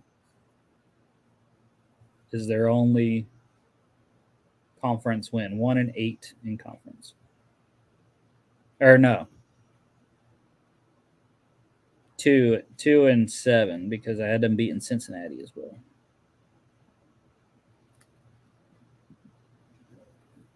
I had them. I'm a little higher on them. I had them at 6-6, so I had them bowl eligible. Yeah. I mean, I think they can definitely do that. If I wouldn't have had Baylor beating them already, I would have said Houston would have won that game. But yeah, I mean, Willie Fritz is awesome coach, and hopefully he can get all the transfers worked out there in year one at the helm. Cincinnati, 3-9, 1-8 last year in conference, finished last in the Big 12, 14th place in year one in the Big 12. Quarterback Emory Jones is on the Ravens. Running back Miles Montgomery went to UCF. Wide receiver Braden Smith and D. Wiggins both gone. Tight end Shimon Mateer went to Arizona State. Tight end Peyton Singletary went to USF. Defensive tackle Jawan Briggs is on the Browns. Linebacker Deshaun Pace went to UCF. Linebacker Dorian Jones went to Virginia. Linebacker Daniel Gerzizik is on the Bucks. Defensive back Brian Threats went to UCF. Defensive back Taj Ward is gone. And safety Justin Harris went to Texas State. Returning for the Bearcats, quarterback Brady Lichtenberg. Running back Corey Kiner. Running back Xavier Henderson. Offensive tackles John Williams and DeAndre Buford. Guards D'Artagnan Tinsley and Luke Kandra. Center Gavin Gerhardt. Nose tackle Dante Corleone. Linebacker Jack Dingle. Corner Jordan Young. Safety Ken Willis. Punter Mason Fletcher. And kicker Carter Brown. Cincinnati went pretty big in the portal. Quarterback Brendan Sorsby from Indiana. Running back Evan Pryor from Ohio State. Wide receiver Tyron Smith from UTEP. Wide receiver Tony Johnson from FAU. Wide receiver Jamoy Mays from UAB. Tight end Joe Royer from Ohio State. Guard Xavier Lazowicki from Maine. Defensive end Darian Varner from Wisconsin. Defensive end Mekhi Coleman from Eastern Michigan. Edge rusher Jared Bartlett from West Virginia. Linebacker Connor Keys from Minnesota. Corner Derek Canteen from Virginia Tech. Corner Ormani Arnold from Idaho. Safety Mekhi Miller from New Mexico State. Safety Logan Wilson from North Texas. Safety Joshua Minkins from Louisville. And safety Kai Stokes from Ohio State. My head hurts after that one. He's getting lightheaded. He can't do these back-to-back transfer portals. All right, what do you got for the Bearcats? I had him in a get-back year. And honestly, looking back, I think this is just a pure vibes pick, but I had him at 9-3. You know who had him at 9-3 last year? You? Worked out well. Me.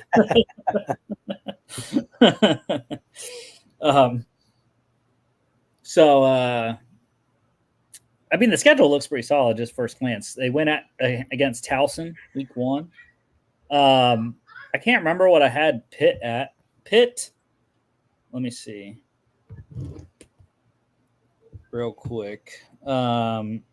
So I had Pitt at 5-7. I just don't know if Cincinnati is better than West Virginia. So and they both play Pitt. So I'm going to give the Panthers the win there. So 1-1 at Miami, Ohio. Now that ain't no pushover game. The Red Hawks, they play some ball in Athens, Ohio. So I'm going to give Cincinnati the win though. 2-1 in non-conference play. At home against Houston, they lose 2-2. At Texas Tech 2-3 into the bye. At UCF 2-4. They beat Arizona State to get to 3-4. At Colorado, if that one was at home, I'd give Cincy a chance, but 2-5. Into the second bye week, or no, 3-5. 3-5. At home against West Virginia, I think I had WVU winning, and I think I had the rest of them winning as well. At home against West Virginia, at Iowa State, at Kansas State, at home against TCU, I think I had all those schools winning. So that means a repeat 3-9 for me. Not taking the bait this year on Cincinnati. All right. I know there's so much more to go still, but we're gonna roll through. We're on to the new teams finally. The 4 new teams coming in for the Pac-12. Arizona, this is one I love. 10-3 last year, 7-2, finished third in the Pac-12. Quarterback Jaden DeLora is gone. Running back Michael Wiley went to the Commanders. Running back Jonah Coleman went to Washington. Running back DJ Williams is on the Bucks. Wide receiver Jacob Cowing, drafted by the 49ers. Tight end Tanner McLaughlin, drafted by the Bengals. Offensive lineman Jordan Morgan, drafted by your Packers. Defensive tackle Bill Norton went to Texas. Edge rusher Taylor Upshaw is gone. Edge rusher Isaiah Ward went to Washington, as did corner Ephesians Prysock. However, returning is my guys. Quarterback Noah Fafita, wide receiver Tetairoa McMillan. Those two are absolutely awesome. Also, wide receiver Montana Lemonius Craig. Offensive tackle Jonas Savainea. We're gonna have fun doing that during draft talk. It's not Sua Mataia. That one's easy. Savainea, guard Leif Magnuson. Love that as well. Center Josh Baker. Linebacker Jacob Manu. Corner Takario Davis is a beast. Defensive back Trayden Stukes. Safeties Dalton Johnson and Gunnar Maldonado. Kicker Tyler Loop. Now, once again, might pass out. Head coaching change. Brent Brennan comes in from San Jose State. As Jed Fish went to Washington. So they got him. Running back Ja'Cory Krosky Merritt comes in from New Mexico. Running back Quali Conley comes in from San Jose State. Wide receiver Raymelo Murphy from Old Dominion. Wide receiver Jeremiah Patterson from College of San Mateo. Tight end Sam Olson from San Jose State. Offensive tackle Michael Wooten from Oregon. Guard Shanko Matautia from Arizona State. Defensive tackle Chuba Maea from UC Davis. Defensive tackle Kevon Darton from Syracuse. Defensive tackle Jara Anderson from Memphis. Edge rusher Stanley Ta'ufo'au from USC. Edge rusher Trey Smith from San Jose State. Edge rusher Chase Kennedy from Utah. Edge rusher Lance Kennelly from Stanford. Corner Jono Price from College of San Mateo. Corner Marquise Groves Killebrew from Louisville. Corner Demetrius Freeney from Miami. And safety Jack Luttrell from Tennessee. So I think I'm up, right? Go first on the record. Well, I'm going to go anyways because I love Arizona. At home against New Mexico, they win. They win against Northern Arizona. I think I had KSU losing on a Friday night in Manhattan. 3-0 at home, week 4 bye, pretty early. I do think they're going to go to Utah and lose. That's a tough road game. So 3-1. They beat Texas Tech at home 4-1. Win at BYU 5-1. beat Colorado 6-1. That's going to be hell of a matchup. Travis Hunter versus Teteroa McMillan. Mm-hmm. 6-1. They win against West Virginia 7-1. Win. I'm going to have them lose at the bounce house. Or no, I had Arizona beating them, I think. 7-1. Sure. 8-1. Bye week 11 at Houston, at home against Houston on Friday. 9-1 at TCU. 10-1 at home against Arizona State. 11-1 Arizona State. Arizona's gonna they're gonna win the conference with Brent Brennan in year one. Because I had them going 8-1 in conference. Yes, sir. They have the best quarterback in the conference. Yeah. I think they have the best quarterback wide receiver duo in the conference. I think that Teteroa McMillan, he might be my wide receiver one right now. Dude's a beast. I also had them going 11-1. I think that they had a great season last year in a tougher conference, I think. The Pac-12, at least last year, I think was tougher than what the Big 12 will be this year. So I think them going 11-1 is a decent prediction. I think it's definitely doable for them. Well, and again, we talk about schedule, though. They avoid a lot of the other good teams that we had. Mm-hmm. They only have to play Utah. Like, that's really their only big test, with Yep. Colorado being a mystery. And I think the UCF game on the road is really the only other. That Kansas State, though. Those three road games, Utah, Kansas State, and UCF, I think are the toughest ones. Yep. Okay. We're rolling. We are rolling. Getting to hour 45. We got 3 teams left. Utah last year, 8-5, 5-4 in conference play, 5th place in the Pac-12. Pretty good finish for Kyle Whittingham's squad without Cam Rising. But he returns, which we'll talk about. But quarterback Bryson Barnes went to Utah State. Quarterback Nate Johnson to Vanderbilt. Running back Sione Vaki drafted by the Lions. Running back Quindon Jackson went to Arkansas. Wide receiver Devon Vele drafted by the Broncos. Wide receiver Mikey Matthews went to Cal. Tight end Thomas Yasmin is on the Broncos. Guard Satawa Laumea drafted by the Seahawks. Guard Keaton Bills is on the Bills. Of course he is. Edge rusher Jonah Ellis drafted by the Broncos. Corner Miles Battle is on the Chiefs. Safety Cole Bishop drafted by the Bills. Returning, though, quarterback Cameron Rising, running back Jalen Glover, wide receivers Money Parks and Munir McLean, guard Tanoa Togiai and Michael Mokofisi, center Johnny Maea, edge rusher Connor O'Toole, edge rusher Logan Fano, linebacker Levani Damuni, linebacker Karene Reed and Lander Barton, corner Zemiah Vaughn, safety Tal Johnson, punter Jack Bomeister, and kicker Cole Becker.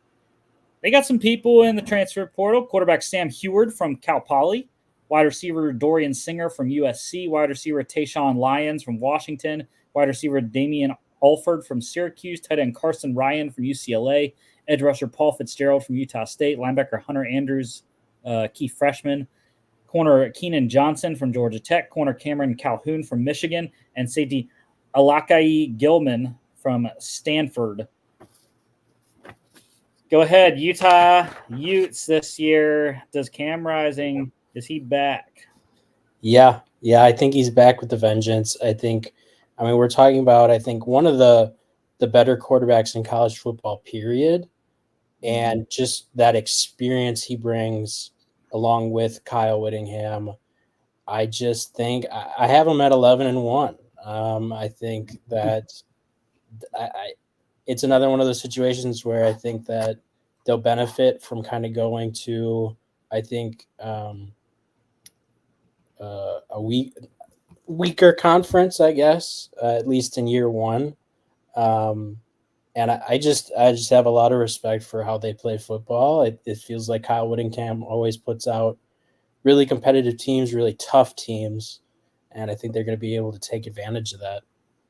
Yeah, they Rising did lose a ton of playmakers. Vele, Mikey Matthews is a big loss, as is Thomas Yasmin. But like I said in the portal, though, Singer's a good former high recruit for USC. Alford was a good player for Syracuse, and I like Carson Ryan from UCLA as well. And Utah might have the best defense in the conference because these dudes at linebacker, Karene Reed and Lander Barton, I mean, those guys are awesome. They beat Southern Utah week 1 on Thursday night. They beat Baylor at home 2-0. At Utah State, they win 3-0. And I think I had them winning at Oklahoma State, if I remember correctly. 3-0. Or 4-0. 4-0. I had them beating Arizona 5-0. Week 6 bye at Arizona State. That's on a Friday night. Sun Devils going to get them in a trap game. No, they're not. 6-0 at home against TCU. 7-0 at Houston. 8-0 into the Week 10 bye at home against BYU. 9-0 at Colorado. 10-0 home against Iowa State. 11-0.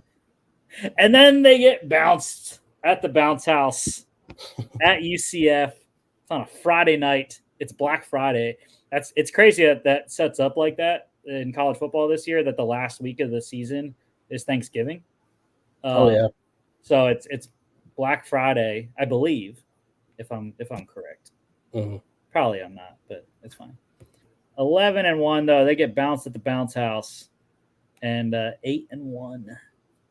It is a new blood Big 12 championship game. Yep. Arizona versus Utah. All right, Arizona State. This is where it does not get fun. 3-9 last year for the Sun Devils. 2-7, 10th in the Pac-12. Quarterback Jaden Rashada went to Georgia. Quarterback Drew Pine went to Missouri. Quarterback Jacob Conover went to Utah State. Wide receiver Elijah Badger went to Florida. Tight end Jalen Conyers to Texas Tech. Edge rusher BJ Green to Colorado. Linebacker Trey Brown is gone. Corner Ro Torrance is on the Seahawks.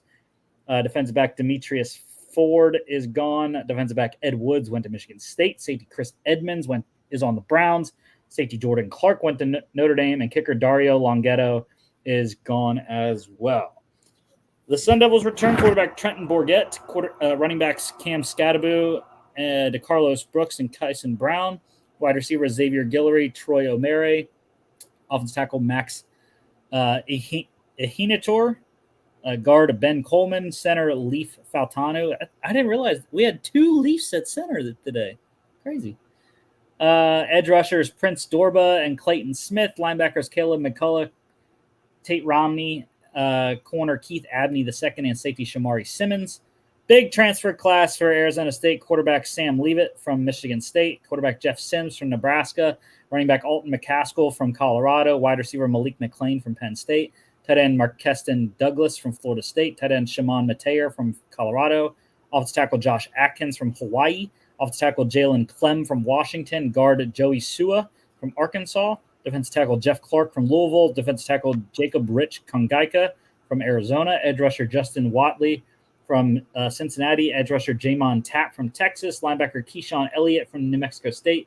Linebacker Zyrus Fiasu from San Diego State. Corner LaTerrence Welch from LSU. Corner Javon Robinson from Washington State. Corner Cole Martin from Oregon. Safety Kamari Wilson from Florida. Safety Miles Rouser from Mexico State. Freshman punter Kenyon Floyd, and kicker Parker Lewis from Ohio State. Sun Devils at home against Wyoming. Sure, they can win that one. I don't know. Sure. They're gonna lose against Mississippi State. They're gonna lose at Texas State, dude, on a Thursday night. I love the Bobcats and DJ Kinney and what he's got cooking down there in Texas. So 1-2, 1-3 start actually at Texas Tech. 1-4 at home against Kansas. 1-5 at home against Utah on a Friday. At Cincinnati, I think I had the Bearcats winning that one. So 1-6 into the bye. At Oklahoma State, 1-7 at home against UCF. 8 at Kansas State, 1-9. I don't think I had them winning any Big 12 games this year. So 1-11 for Arizona State, 0-9 conference record.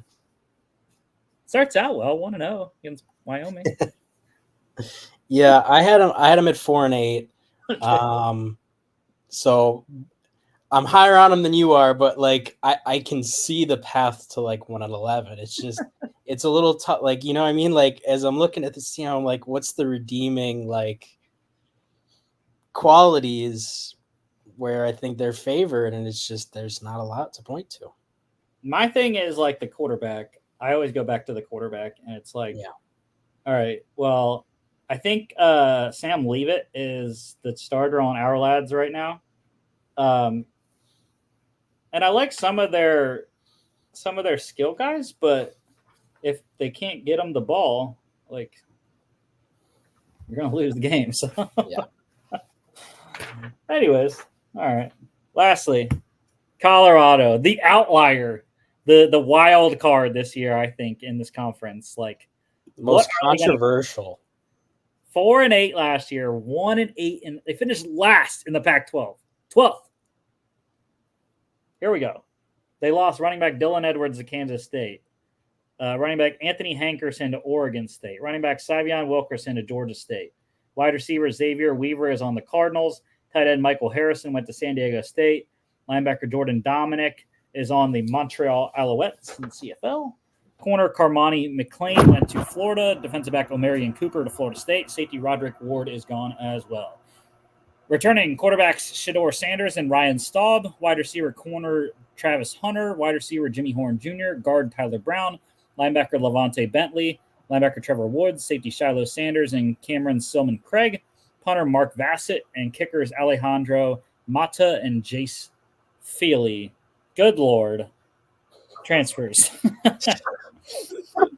Running back Dallin Hayden from Ohio State. Wide receiver Will Shepard from Vanderbilt. Wide receiver LeJontay Wester from FAU. Wide receiver Terrell Timmons Jr. from NC State. Wide receiver Cordell Russell from TCU. Tight end Sam Hart from Ohio State. Freshman offensive tackle Jordan Seaton. Offensive tackle Khalil Benson from Indiana. Offensive tackle Philip Houston from FIU. Offensive tackle Wyatt Hummel from Villanova. Guard Justin Mayers from UTEP. Guard Tyler Johnson from Houston. Center Yakiri Walker from UConn. Defensive tackle Chidozie Nwankwo from Houston. Defensive tackle Ryan Buell from Ohio. Defensive tackle Torian Carter from Arkansas. Edge rusher BJ Green from Arizona State. Edge rusher Deion Hayes from Pitt. Edge rusher Samuel Okunlola from Pitt. Edge rusher Keaton Wade from Kentucky. Linebacker Nakai Hill Green from Charlotte. Linebacker Jalen Wester from FAU. Corner DJ McKinney from Oklahoma State. Corner Preston Hodge from Liberty. Corner Colton Hood from Auburn. Corner Ivan Yates from Furman. Safety Herman Smith III from Idaho State. And safety Savion Riley from Miami. That's the thing, though. Like, they got really good. Like, Dallin Hayden, Will Shepard, LeJontay Webster. Love all those guys. Justin Mayers is a great player at guard. Ryan Buell from Ohio. That's a name to watch for Colorado. I think he's a little undersized. I don't remember, but I really like him as well. So, sure. What do you have for the Buffaloes? I have them at 4-8 again. I look when Dion went there, I was like pulling for him. Like, I thought that the concept of like him leaning into the transfer portal, him leaning into this kind of new style of college football, like I was all for it. And it started out well, like you mentioned earlier. You know, they started out the season really well, and then they hit adversity, and it kind of just became like a clown show, to be honest with you. Like, just quite frankly, like so much finger pointing. It felt like no real leadership from like anybody that I can see. Like, and that continued in this offseason. Like, when they started losing some guys and just, they're subtweeting them on social media and stuff. It's just like, what are we doing? To me, this version of the Colorado Buffaloes, like, it's not a football team. It's like a content machine. Like, it's like a social media, like, showcase, like, and it's unfortunate because, like I said, I was really, really pulling for them to see how this experiment would play out. But to be quite honest with you, like, I think there are so many better teams than them in this schedule. And some of the teams that they might even be favored against, like, I think have the opportunity to just come out and like pop them in the mouth. And I don't think they have the leadership and the accountability to answer, whether it's in game or week to week. You know, I don't know. So yeah, I have them 4-8. Yeah. Yeah. So last year I had them at 6-6. They hit the over on the win total, which was fantastic for me last year. 3.5 it was, and they got 4. So luckily. But yeah, so it was the offensive line last year on offense was the big issue. Defensively, they really couldn't stop anyone outside of Travis Hunter. So let's see what we got. And once again, look at that. Another Missouri Valley Football Conference team Thursday night. I don't think North Dakota State is as good, though, as they have been. They haven't been as good as they used to be. But I'll give Colorado the win. It's a very difficult win. Yes. This is one of those games where I was like, this team, I think, has the potential to like come out and just bop them in the nose, like just hard downhill running. Like, and if they aren't able to answer, they could get like swept, like by an FCS school in their house. Okay, so 1-0. Then they go to Lincoln, Nebraska, and yeah, Matt Rule in year 2. I'm gonna give Colorado the win. That was a big game last year, and Colorado beat them pretty good in Boulder. So 2-0 at Colorado State. I'm giving. I don't even know what the hell the Rams have this year, but I didn't think they had a shot last year, and they gave them a game in Boulder. So give me Colorado State to beat Colorado at their play at Colorado State's place. So 2-1. All right, that's fine. I think I had them beating Baylor 3-1. They lose at UCF to go to 3-2. Week 6 bye. I like Kansas State. So 3-3 at Arizona 3-4. They beat Cincinnati 4-4. Week 10 bye at Texas Tech. I think they can win that one. That's always a tough road game in Lubbock, depending on what time of day it is. But 5-4, they lose against Utah 5-5 at Kansas. They lose, and then they lose at home against Oklahoma State on a Friday. So 5-7. So 1 win improvement. And again, it's a shame for this. Like, the talent is ridiculous. Dallin Hayden and those guys that I mentioned that they got in the transfer portal. But yeah, 5-7, and conference record was had them beating Baylor, Cincinnati, Texas Tech. So I think 3-6. This is the first 3-6 conference record I put out there. All right, games are about to start here, so we're gonna roll through these real quick. I got Texans 0-1 at the Steelers, 3 points for the Texans. Justin Fields starting tonight, so that's one thing to watch. I got Kyle Allen in fantasy. Yes, I did a DraftKings fantasy lineup for tonight's preseason slate. Yes, I did. Sicko. It's a $1 lineup. Calm down. 38.5 is a total. I like the under in this game. Steelers defense is really good. So, and I don't think the Texans are playing anyone starters wise. I didn't really hear anything about that. So maybe they are. That's why they're favored. I don't know. I just like Pittsburgh's defense. That's why I'm going with the under. 7 p.m. literally right now on NFL Network. Go watch it. Actually, don't. Watch the rest of our show first and then go watch it. Or full screen like I'm about to do. All right, Falcons 2.5-point favorites at the Dolphins. Dolphins are playing their people, I think. I don't believe the Falcons are, though. Again, could be wrong. These are two teams that I haven't heard anything about who's playing. So,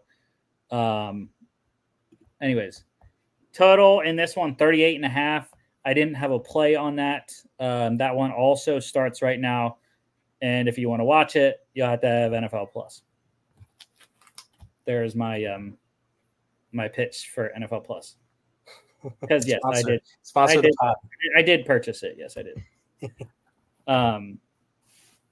Anyways, the other game, the last game tonight, Eagles 2.5-point favorites at the Ravens. I was absolutely shocked the Eagles are favored in this game, considering the Ravens' preseason win streak. So I expect Baltimore to win.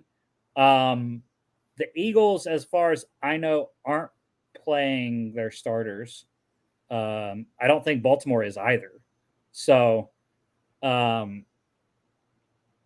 give me the Eagles or give me the Ravens. I'm picking against my own team, but the Ravens, you don't beat them in the preseason. So I like Baltimore. And I like the under in this one as well. Under 36.5. This one is similar to the Steelers game. It's the defense for me of Baltimore. That's why I like the under. 7:30 tonight. Tomorrow, big slate of games, quadruple header on NFL Network. Commanders 2.5 points at the Jets. Jaden Daniels will be playing, so I kind of like Washington, even though the Jets defense gives me pause. We'll see how that looks, but I'm leaning on Washington under 34.5. Yeah, under. Again, it's another good defense on the Jets side, so it's like the under. And Aaron's not playing, so 12 p.m. tomorrow.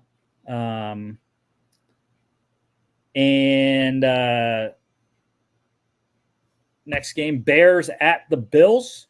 2.5 points for the Bills. Bears 1-0 in the preseason. Both teams playing starters. So I would probably lean on the Bears, actually. I think the Bears have a better roster technically right now. So we'll see how Caleb Williams looks for the first time out there. And I know the Bills put a good whooping on them last preseason. So we'll see if they do that again. But a revenge game. Yeah. But I'm leaning on the Bears in this one. Total is 38.5. And that's a tough one because of the starters playing. So I could see the over, but I don't really have a feeling on this one. 1 p.m. NFL Network. Raiders, 3-point favorites at the Vikings. Jimmy made a note to me this week. He said the Vikings losing streak in the preseason, he was at the last game that the Vikings won in the preseason. So he wants the Vikings to lose again so he can continue that statistic. I think they got a good shot at beating the Raiders with Sam Darnold starting and playing in this one. And we'll see how JJ looks. I'm just not sure on the Raiders secondary. That's why I kind of lean on the Vikings in this one. Although we will see both Aiden O'Connell and Gardner Minshew for a quarter each in this one. Don't know who's going to start, though. AP hasn't announced that yet. Total is 39.5. I would lean on the over. I think this is one of the few games that I think could have a decent amount of points with the quality of quarterback play that could be in play. 4 p.m. NFL Network. Your Packers at the Browns. 5.5 for Cleveland in this one. No starters for either side, I think. Jordan Love is playing, apparently. Okay. They're gonna. Got you. Yeah, I'm trying to find the Steelers game right now because it's don't know where it's at because it's blacked out, of course.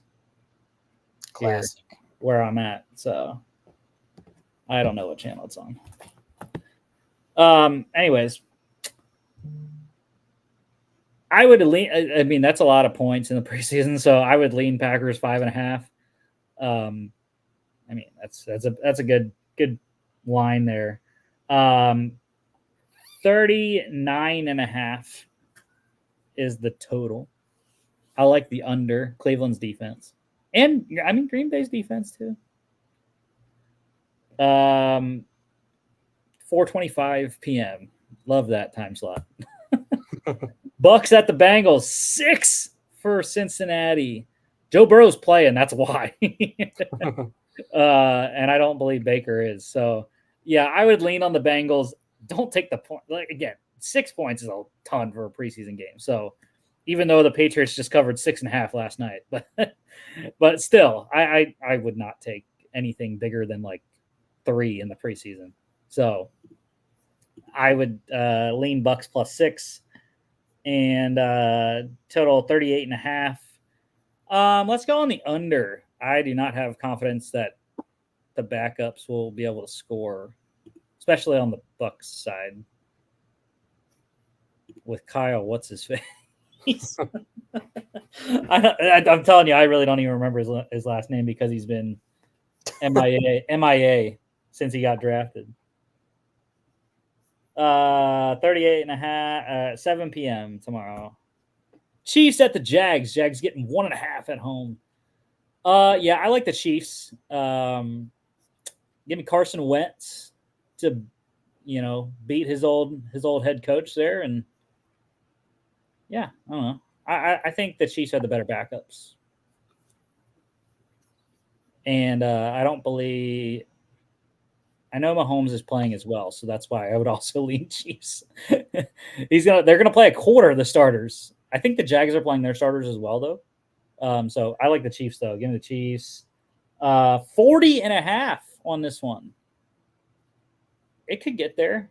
I like just under, though. I think it ends up 37, 38, something like that. 7 p.m. NFL Network. Prime time. 49ers at the Titans. 5.5 again. Dude, that's too much for the 49ers. I mean, they have Josh Dobbs is their main backup, I think, for Brock. And I mean, you're really gonna bet 5.5 points on 1, Will Levis, 2, Malik Willis, and 3, Mason Rudolph. Best QB room in the league, brother. What are you talking about?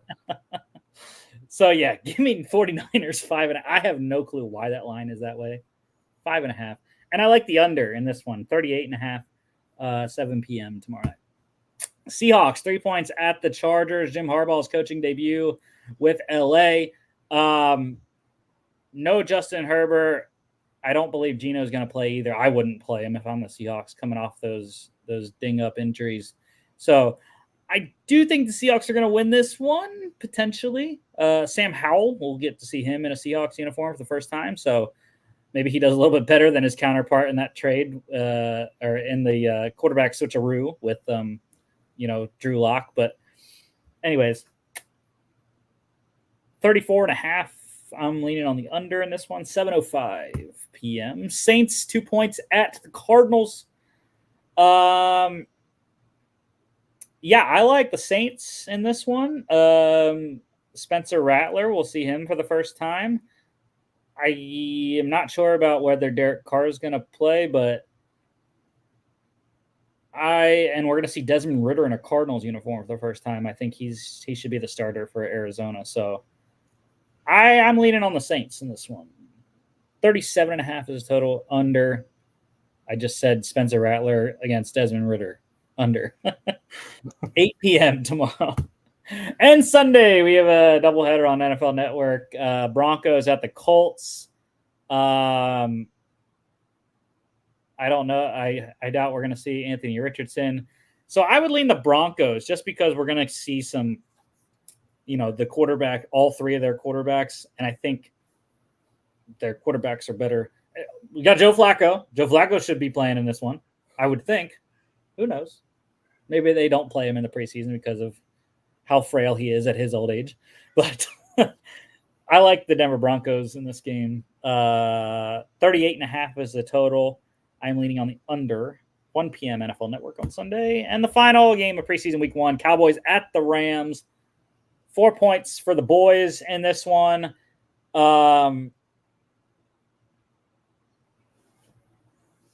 Is Cooper Rush he's still the backup, right? To Dak? I think. Right. Anyways. I'm Trey going Lance. Trey Lance, true. So I'll lean Cowboys, I guess. We're gonna see Stetson Bennett for the first time. Had a lot of issues last year off the field. So I think, or I guess not first time. He did play in the preseason last year. But yeah, I'm excited to see Stetson. Apparently, he's been playing really well in practice. So, but I lean the Cowboys, just their defense, even without Dan Quinn now. But Mike Zimmer back in Dallas, so I think he's probably solid there. 35.5. That's a tough line, but I would lean under 4:30 NFL Network. All right. Sorry for the long show, guys, but preseason week 2 next week. Get all your week 1 recaps. There's another couple games next Thursday to talk about next Friday. And then, of course, we'll continue our conference preview. We got the Big Ten on Monday's show, and we got the SEC on next Friday. So it just means more. What can I say? Don't forget to follow us on all our social media at FAA Podcast, Instagram, and X. FAApodcast.com is our website. Check us out here on YouTube, Facebook, X, and Instagram, as well as Spotify, Apple Podcasts, iHeartRadio. Thank you all for watching. Thank you, Logan, for staying the whole time. Absolutely. And we will see you all back on Monday.